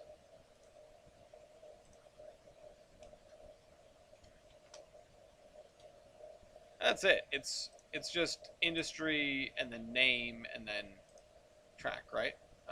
Industry track, town, railroad, name, use. Yeah. Ba-da-ba-ba-da-ba. Climax over again. Okay, back to this. Which one? Was it this one? No, it was this one, which we already broke. Because it's not called that anymore. Ginger Metals. Scrap Pickup 1. MV Ginger Metals. Scrap Pickup 2. Okay. MV Ginger Metals. Let's do the ammonia drop-off to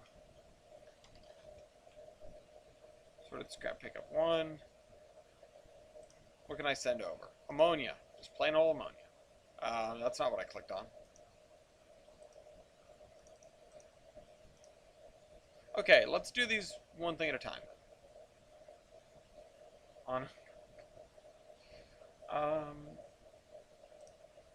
That's why we're doing these individually. So, or was this the one that we were using?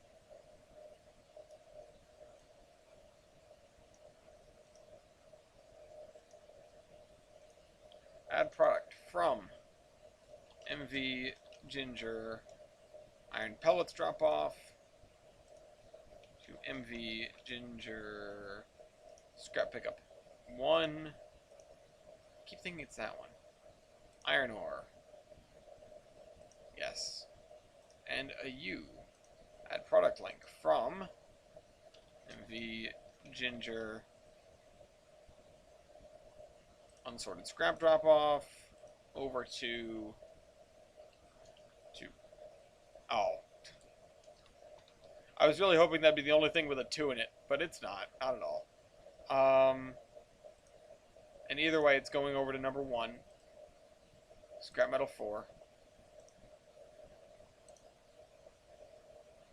And finally, U. Ammonia drop off. Scrap. Pick up 1. And we're moving ammonia. So this should be working. Let's say that you finish Tolbrynd and 2019 approaches you and ask you if they could add it into the game. Do you say yes or no? Oh, no, I'd say yes. Go ahead. I mean, I'm putting it on the DLS anyway. I'm going to be giving it away for free. I might as well get some recognition. Some more recognition. I mean, imagine if I ended up with one of the default routes in trains, and then I am, you know, what you'd hope that results in some sort of influx of viewers to the channel, at least. Right? Oh, did I never do this one? Because I'm not seeing a bar over it. Ammonia drop off.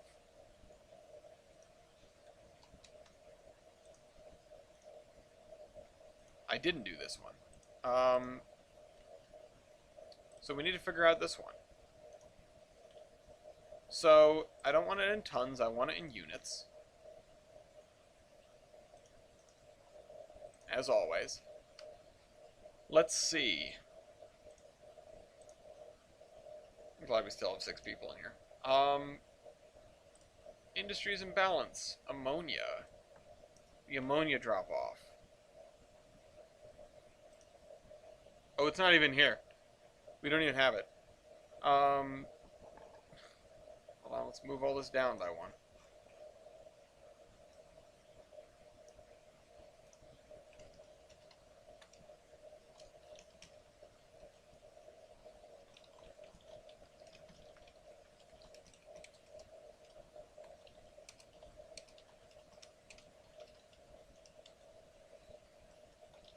I believe it's just ammonia with a capital A. I'll check to make sure.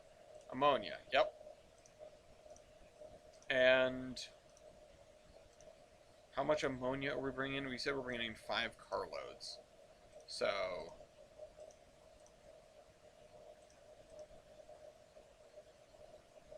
I remember that being a fairly easy number to work out, if I'm right. Was it this? Was it this? Was it this? I think this was it. Yeah, 3,900 times 8. But I wanted to bring in 4 carloads, right? Because that's 156k, which is the same as what's going out, so it's going to be 1-to-1. So 4 carload, or let's double check over here, but I think that was it. I'm using WASD to move the camera around for some reason. So, yeah, it wants double, or it wants half of that. It wants to make it 1-to-1. 1 unit of ammonia for 1 unit of scrap metal. Which means that this is going to be, size is going to be 312,000. And you don't need to have any thing. You don't even have, you don't need to have anything stored. You just need to unload from vehicle. You don't have a process, doesn't matter. In fact, I will do this just to save the processing power.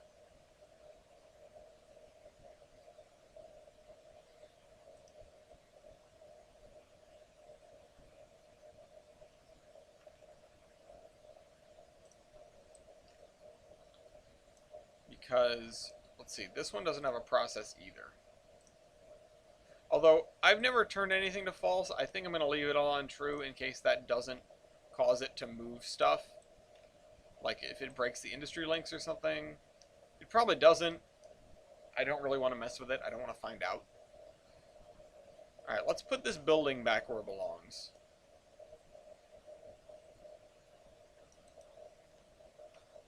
Well, that ain't it. Whoa. Easy does it. Let's line these rails up with their counterparts here. Nope, not.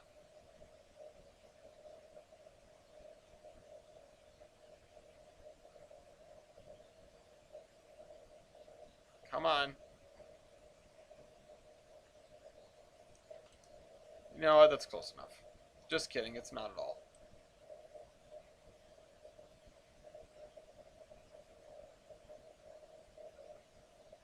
Come on. Okay, maybe that's close enough. Okay, we've got ammonia coming into the TNT Express building. We have a scrap metal sorting doodad. I can't put this back because we're going to need to put scrap metal all over here, but uncaucus. Yeehaw Junction. Alright, so we've got one industry set up, finally. One of the big ones, though. So, let's do this really... Oops. Let's do this really quick. These right here... Something else I would like to do is set all this up so that it runs automatically. Like, if I adjust these, then it changes these. But I'm not going to do that. I'm going to have to change it manually anyway. So, those guys are done. These guys are done. We have some stuff in Olive to work on, so let's go over there. Because some of the other stuff is a little bit too sticky for me right now. You know what? Let's set up this, actually. Because I just had a brainwave with the good stuff. Because stuff is just moving back and forth. We know we're going to be sending outbound general goods up, right? And inbound general goods down. Because the things are going to take the main line in. So, I think I already set it up. I think I already set the industries up to some degree, didn't I? Oh, wrong thing again.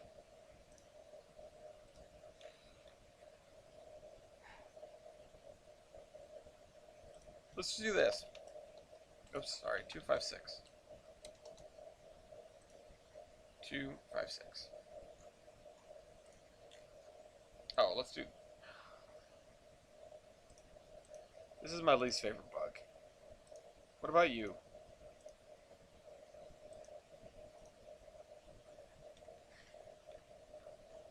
Should always be setting them up when I'm, setting them up.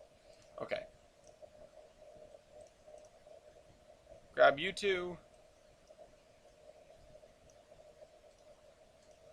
We have general goods and general goods.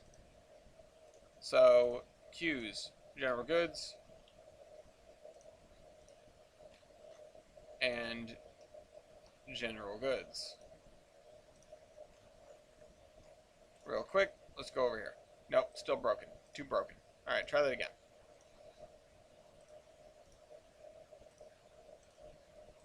How about we do it one at a time? General goods. Let's try this one first. Tracks. General goods. Yay.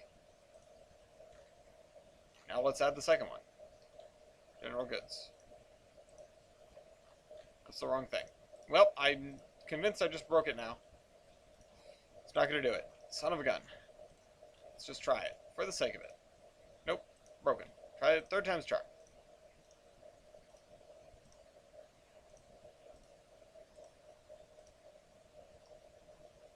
General goods. Let's do the first one first. General goods. The second one second. Broken. 4th time's charm.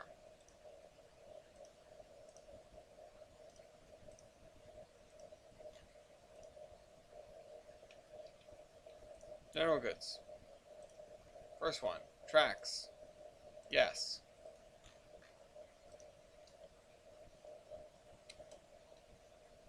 Never good. Second one. Tracks. No. How am I going to get this to work?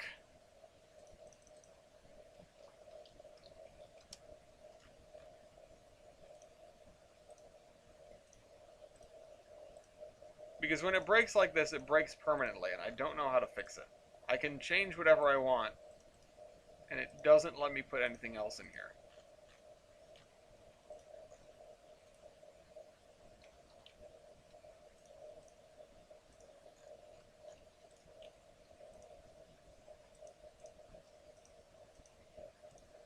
It's definitely a repeatable bug.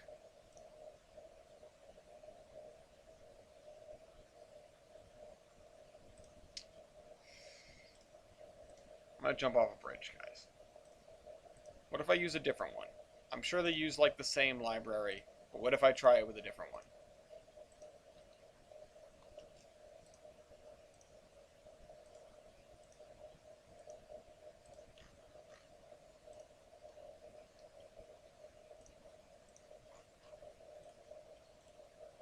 Nope.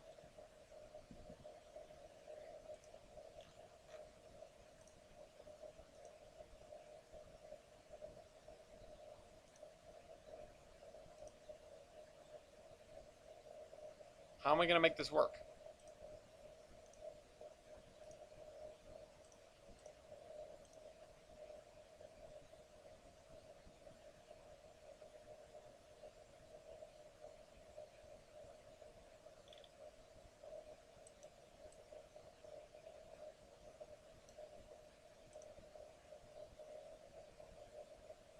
Let me check something. Oh, sorry. Multi-end.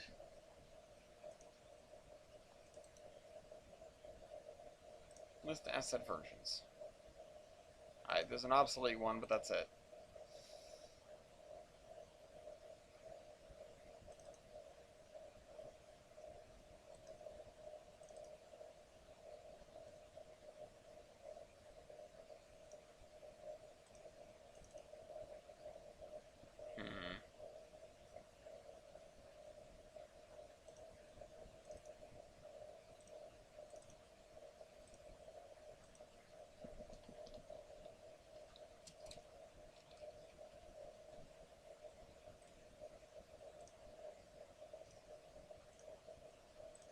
Does it do it with this multiple industry? So it might just be a bug with that one. You never know. Yeah, this one doesn't have, well, I think it's just a translation error. I'd rather not use this one because it only comes in the one size. But it does seem to work. So I think we're using this one for here. Good old multiple industry new. So let's put these two down. We need to name them properly. No, don't. Oh my god. Grab the other one, please. Thank you.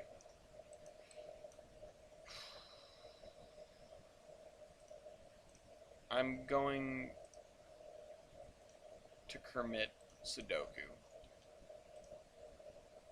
Oh my god, why is the area for these so big? I'm guessing the hitbox doesn't change when you move it. So, let's copy this so that I don't have to write it again.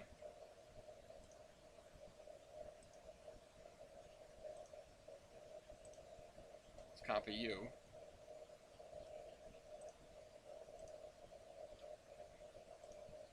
Surprised it's not telling me I have identical things on the route. It probably should. Alright. So let's sneak these guys in here. At least it's like the length of the platform, because that kind of makes sense. You know, I'd be plenty happy with it getting any sort of mention in the game, etc. You know, hope it gets talked about. I had a fortune cookie that said the only thing worse than being talked about is not being talked about. So here I am hoping I get talked about. Look at this lunatic. He's building a giant route, and it isn't even that good. Yeah, whatever. You're talking about me. Any press is good press? Question mark. Whoa.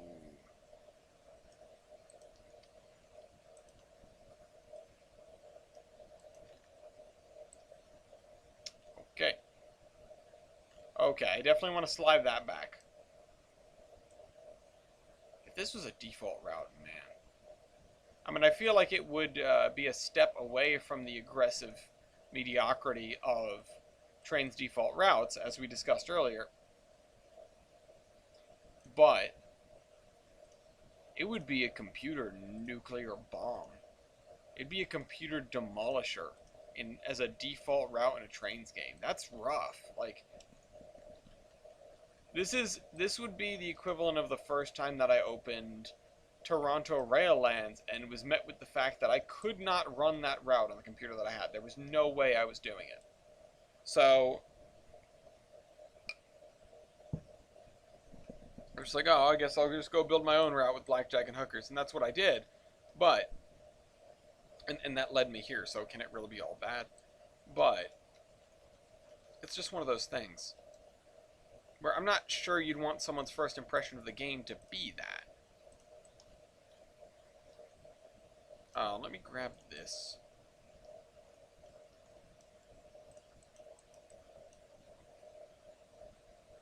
I really want to sneak this in behind these buffers, these buffer stops. That's why I think UMR has never been a default route. Yeah, it's probably a good reason. Is this a spline? Yes, it is. Let's slide it back a little bit. Let's give this just enough room to do what needs to be done. I want to pull this out to here, duck it down into the ground. Ooh, careful. Let me hold control and make the adjustment slowly-ish. Straighten that spline out.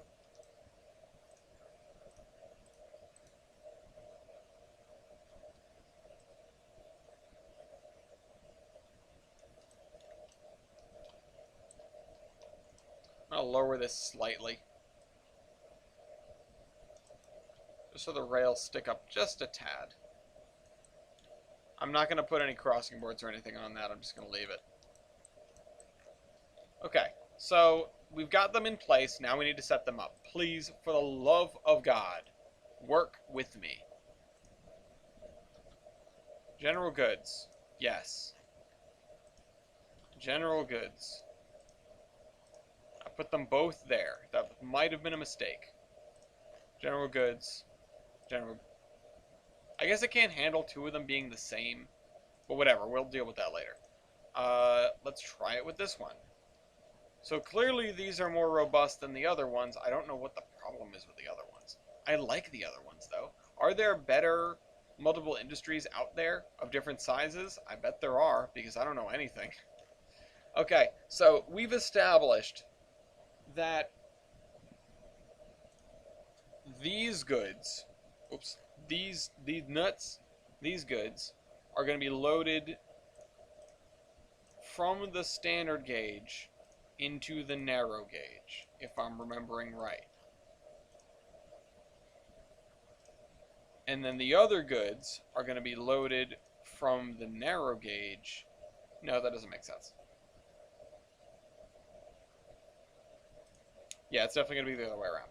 So these are going to be loaded into the vehicle. These are going to be unloaded from the vehicle. No. Yes.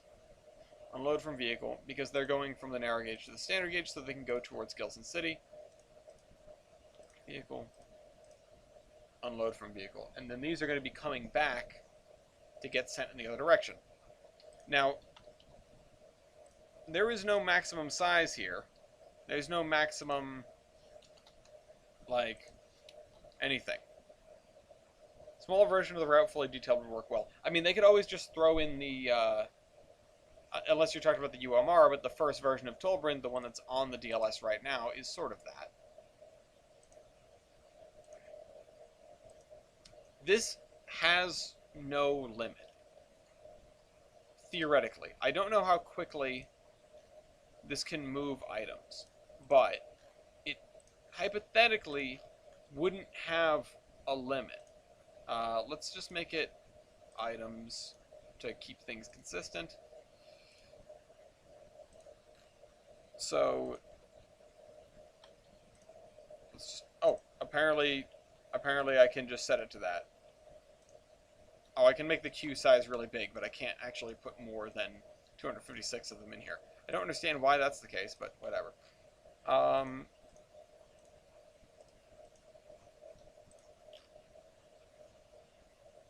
Yeah, so that's fine. And they won't start with anything. But I will have to change that later, probably. I mean, I should probably start them with something, just to make anything make sense. I mean, I could always start them with half, as I do, which is 128, which would make sense. So, general goods, let's see, this is the narrow gauge one, they're being offloaded here, so 128. And then the other one, it's you guys, 128. Okay, so sure, we'll leave it like that, but the thing is, we need the industry links. We actually need 2 of them. As established, weird things will happen. Whoops. Oh no. First of all,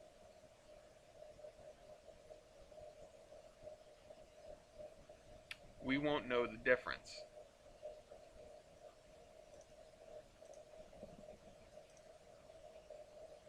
Second of all, I can't get rid of this darn thing. No! Hold on, get over there. Get over there. Move you over here. Grab you. Make a second one. So, add product link from the Sanchez goods narrow gauge to Sanchez goods standard gauge. We know the top one is crates and the bottom was boxes. The boxes are going from narrow to standard.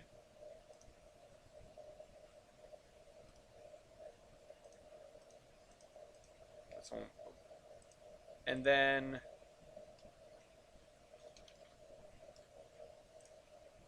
from standard to narrow. Oh, there's too many of those. Standard to narrow. We have the crates, which should be the one on the top. Oh man. This, I don't know how well it's going to work. I don't know how accurate any of this stuff is.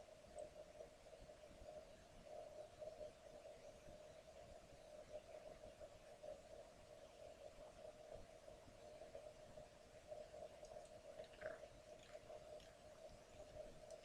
Oh, come over here. Okay. That wasn't too bad, but it looks like my rails of war track.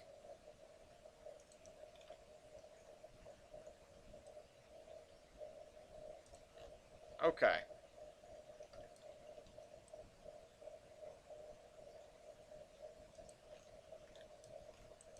Okay. Alright, so we got these 2 set up because they're technically going to have like an infinite maximum throughput. These guys, because right now it's just going to be 0. And let's say it can move 1 every second, which I doubt is the maximum because it probably just moves them all at once. But if it can move 1 every second over the course of an entire day, that would be, real quick, 24 hours times 60 minutes times 60 seconds. 86,400, otherwise known as 21,600 times 4, right?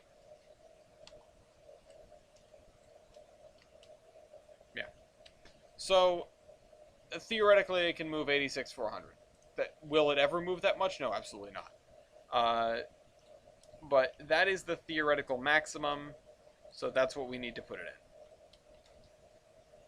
Right now, it's doing nothing. It'll be there in order to move stuff as a balancing act for later. That's Sanchez goods down here. There we go. All right, cool. So we got two more set up. We need to put ammonia in here. We need to make sure all those are set up in that thing. Let's see.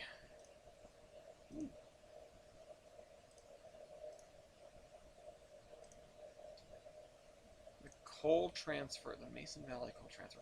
Oh, this is another one. This is another one where the maximum is outrageously high, and it's definitely not what we're going to be doing with it.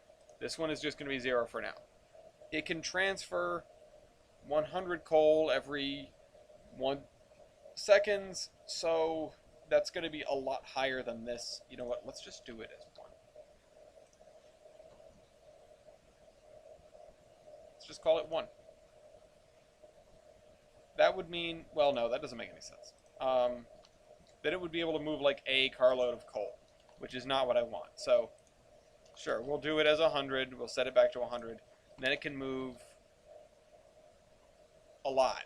So that would be 100 times 86,400. So that'd be 8,640,000.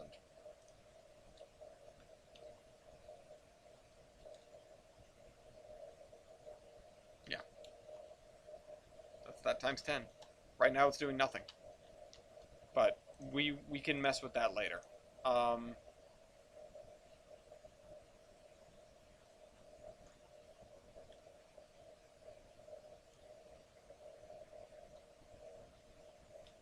See, the log transfer is the same thing. We should probably set that up too. Did I leave an industry link over here? Yes, I did. Did I set these up at all? Probably not, and they're probably broken. We don't even know what we're going to be moving here. We know that we're going to be moving logs, but we don't know in what direction. Because the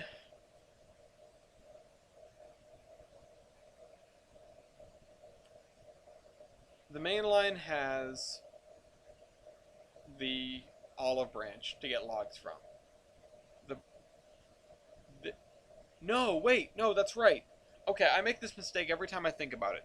We are in Mason Valley. In the original Geiger Mountains route, Mason Valley was where the forestry is. It's where the logs came from. But now, the logs are coming from this log transfer, which means all of the logs on the narrow gauge are going to be coming from here. So that's going to be a lot of logs. There's actually probably going to be a full train during the course of the day that comes down here and just dumps logs into this thing. That is going to be interesting, and the more I look at this, the more there's going to be a lot of activity here throughout the course of the day, which I think is a good thing. The olive branch is probably going to prioritize running this stuff in here, and when it hits quota, because the olive branch can produce logs at an absolutely dizzying rate, then it will start putting together a train that is going to run, down here to here. And then those logs are going to go out to the same industries, but on the narrow gauge. And maybe there will be logs staged here overnight, like it's a 2-day affair. They get put here by the evening, and then they get taken up, or maybe some of that is just done during the night, or something like that.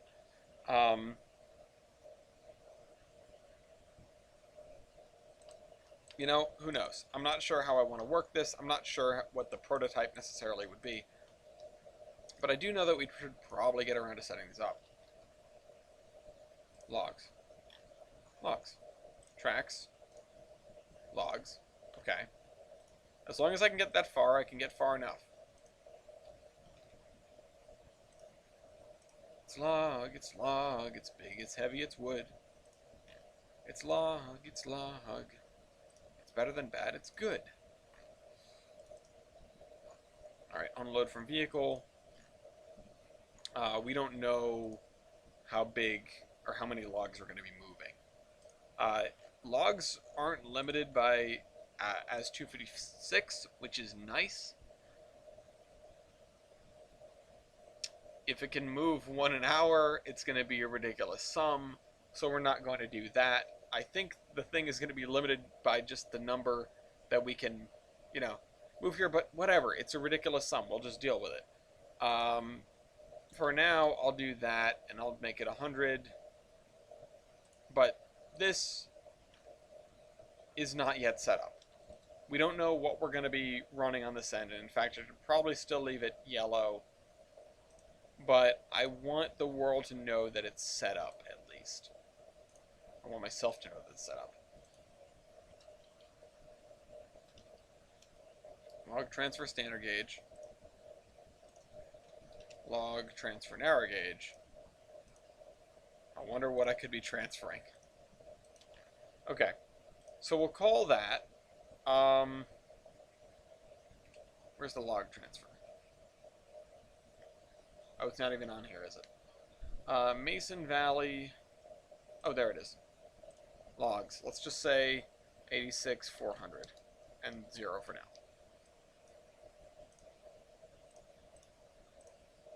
And I do intentionally want to keep these yellow as like a we can change these in the future sort of thing.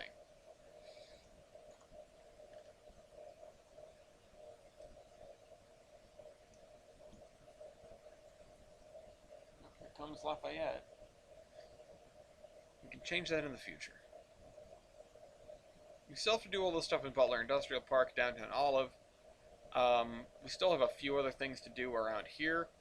Bayside Brewery is another big one. I can't even begin to think about getting started on that now. The thing is, because of the way this works, I guess I could run it all as independent, but in a world where, say, the route is just seeded with cars and that's it, you can move stuff on your own without worrying about what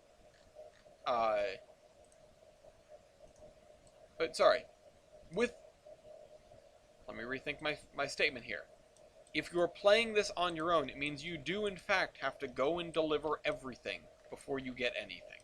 And I think that's a good thing. That might sound crazy, but I do think that's a good thing. Let's see. Okay, you're in there. I don't have any boxcars, do I? Alright, hold on.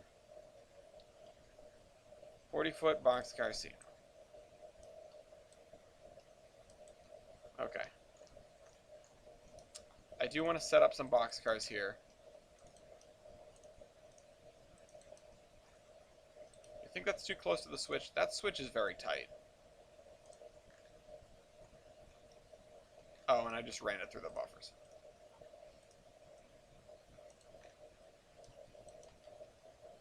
So we'll consider these outbound, and I'll load them as seated cars. So let me actually stop this real quick and make sure that the cars are all on the right layer, because we need the seed layer.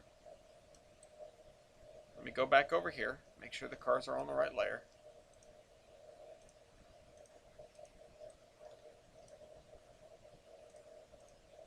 Yeah, there we go. Even the one in there. So now we're on the seed layer. Now let's put some boxcars down.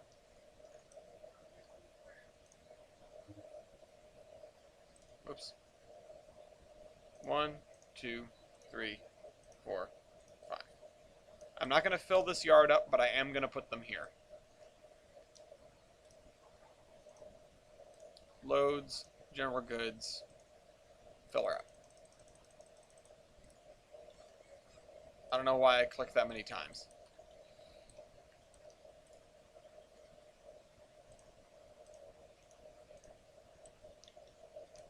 You know what, we'll just do 4 of each instead.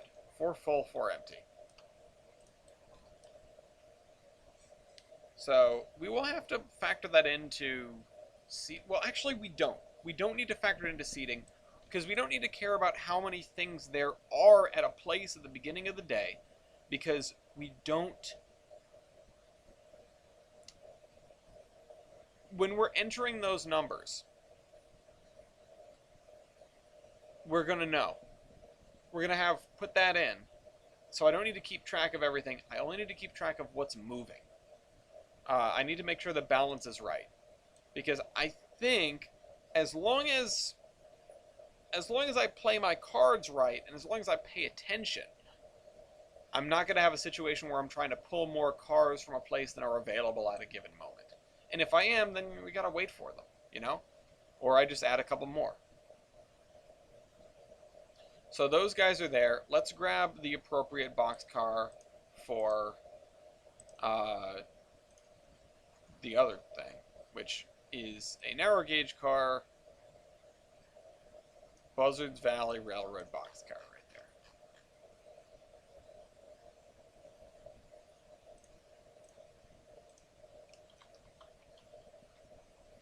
I'd be tempted to use one of the Green Gorge ones, but honestly, I'm not sure whether Jake would be flattered by that or angry at me for doing it. I do like the Green Gorge. It's funny how these are all number 64. Anyway, these guys are going out in that general direction, so fill that up. Transfer that load to the other applicable cars. There we go. Honestly, the narrow gauge yard should probably be bigger because it's only 10 goods fit in one of these cars. But whatever. There you have it. We've got another industry in. Anybody said anything? Why is broad gauge usually... a lot of roads in the U.S. originally ran 5-foot gauge. That's fair. If there were any content made for 5-foot gauge, would you ever consider incorporating it into your routes? I don't think so unless I was doing a period piece. I mean, obviously every route is sort of a period piece, and Tolbrynd is sort of a transition era piece, but broad gauge disappeared in the U.S. after the Civil War pretty quickly. And while it may be prototypical in a handful of other places, it wouldn't be prototypical in this anyway. I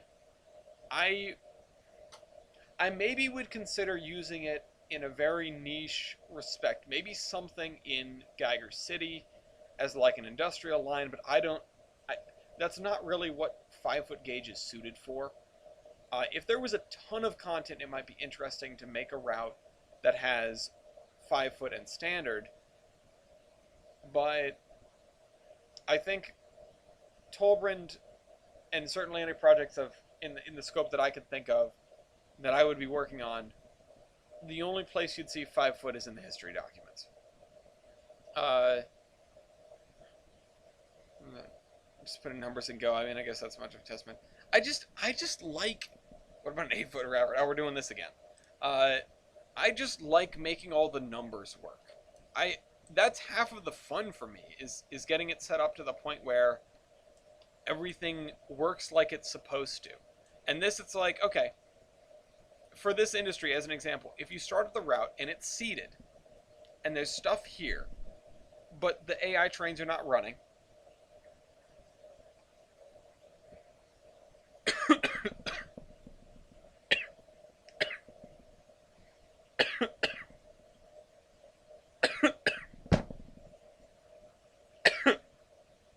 now the wrong pipe. No! I'm not dying. I just forgot how to drink water for a minute. Okay. Now that you guys have witnessed my miraculous survival, it means that if you want to do the scrap metal thing, you've got to either set up trains to do it, which there should be enough stuff to do that, or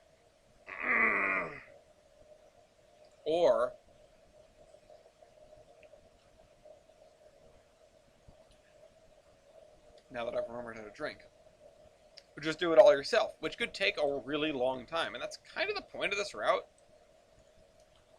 Like, the point of it is that it's going to take a long time to get from place to place or to get stuff done. If you're playing on your own, it's sort of like, I'll come on here and I'll run one thing, and, maybe I'll think about doing more later. These yard tracks already have... These yard tracks, they have switch stand names. They're all wrong. But, it's the thought that counts or whatever. Now, if I'm remembering right, the engines that went here were a Jeep, an Atlantic for the passenger service, and a rail bus. I love the rail bus as much as the next guy, but I don't know if that's appropriate, considering I'm not sure we're going to see the rail bus running during the course of a daily session. Maybe once or twice during the day, but are you really going to have the rail bus when you also have an entire line of passenger stock that, you just sort of park when you're not using it in the station platform at the other end of the line? Excuse me, at the other end of the line. This is going to be one of those things where the automated trains, they're going to be here, and you may be able to do some things without them, but I think it's going to encompass all of the engines. Just about. Maybe there's one that doesn't have a setup, but I know seed was supposed to be a certain thing, and then auto was supposed to be a different certain thing, which was trains that were already out on the route. But I think auto is going to be anything that's got commands attached to it at that very moment. And that includes all the engines, so that means on a seeded route, you're still going to need to put down the engines. I don't think I like that. Or we're going to have duplicates of everything. I don't think I like that. I mean, that's kind of what we're going to have to deal with. I don't... Someone can seed the route with the proper engines when it comes down to it. But, the engines we have are all going to end up being,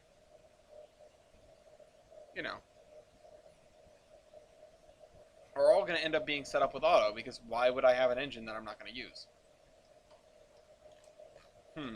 That's kind of a tough one to grapple with for me. And that didn't occur to me until just now, because that means a seeded route is pretty much useless unless you're in quick drive and you want to put engines down yourself, which is also fair. It means you have the cars to run things, at least. So, he's going to town on his new toy. At least we got this squared away and we got this squared away. The other thing I can do here, let me just make sure that that it's set up properly. Let's go down to logs. Logs. And logs ng. Oops, there's another one right there.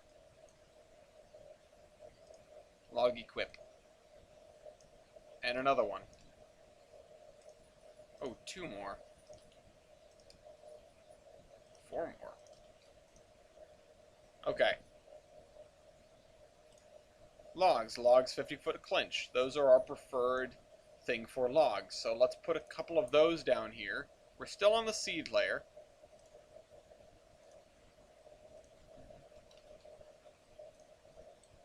Because there should be some in the vicinity of this, now that this is set up. I think maybe 5 should do the trick, but...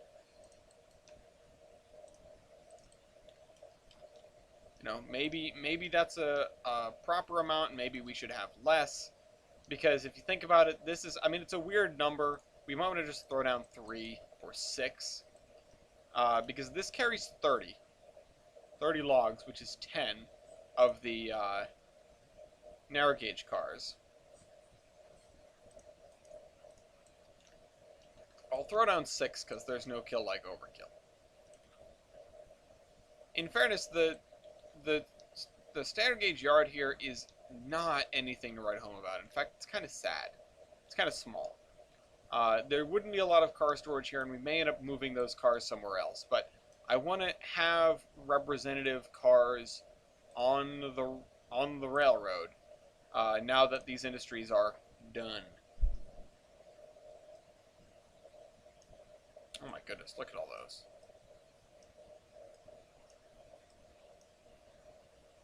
Logs NG. I better wrap it up here so that Gloria doesn't get upset at me, because I did say we'd play some Minecraft. 36 gauge flat car.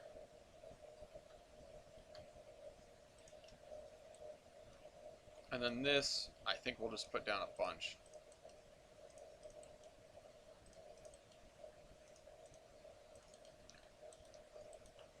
There we go.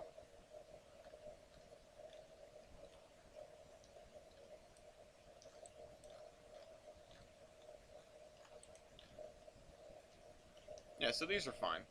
I mean, we could have these be loaded, too. Just for the sake of it.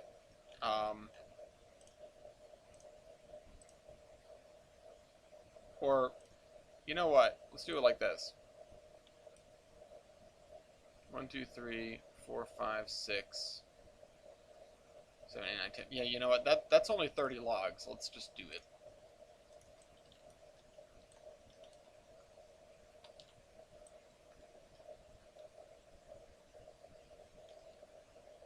And this is actually going to be the yard for log cars. Let's 4, 5, 6, 7, 8, 9, 10. We may adjust that later.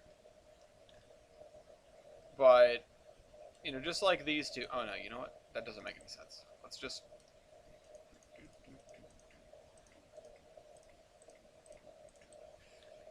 And then keep it balanced. No, that doesn't make any sense either. Because these aren't balanced. I was using this as an example, but these aren't balanced either. With that in mind, we should probably add some coal cars too, just for the sake of getting the seating right. Meanwhile, we don't have any room for standard gauge coal cars on this side of the river. On this side of the river. And to get them out of there is an annoying switchback maneuver. To get any standard gauge cars out of here is an annoying switchback maneuver. So, what's right and what's wrong here? In fact, let me maybe move these to over here. Does that make sense? No, they wouldn't be hanging out over here now, would they? They also can't fit under the thing, can they? Okay, they can. That was a weird trick of perspective, I guess.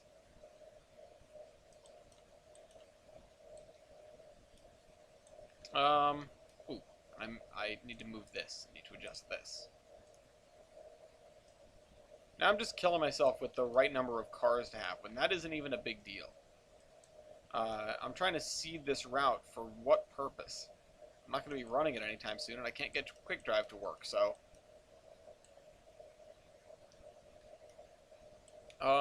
well, let's grab some coal cars anyway. Considering that's also done, quote-unquote. Coal transfer. Oh, you know what? I need to put it over here as well. Log transfer.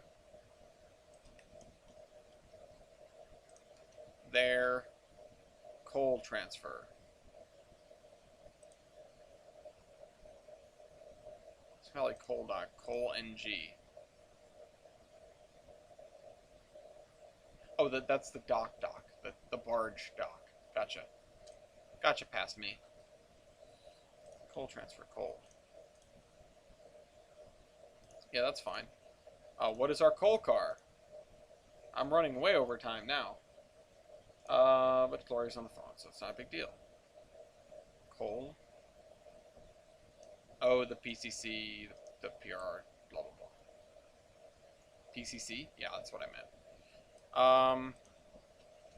PC, 4 bay. 1, 2, 3, 4. Let's just have those there. And these actually should be full. Although there shouldn't be too many of them, and this is already 69,000 units of coal. It's nice. So I'll cut it back to 3.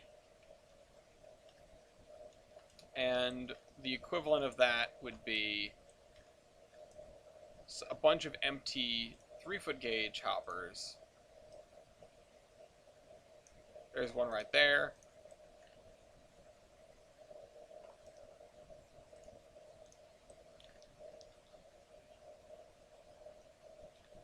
EBT hoppers. Let's just shove them onto this track here.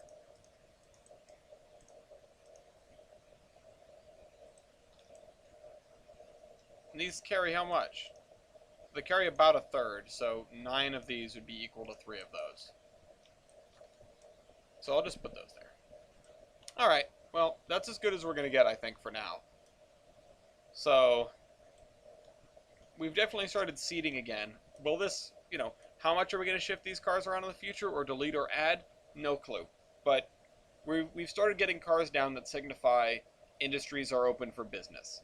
And that's, I think, an accomplishment, at least. It's just a consequence of... We don't... Okay, Kaiser, we're going to have to talk about that. The G44 Tornado push onto cars that are dozens of miles. Playing a user-made session would be so painful. Anyway, alright, I'll see you guys next week. This is the Admiral, signing off.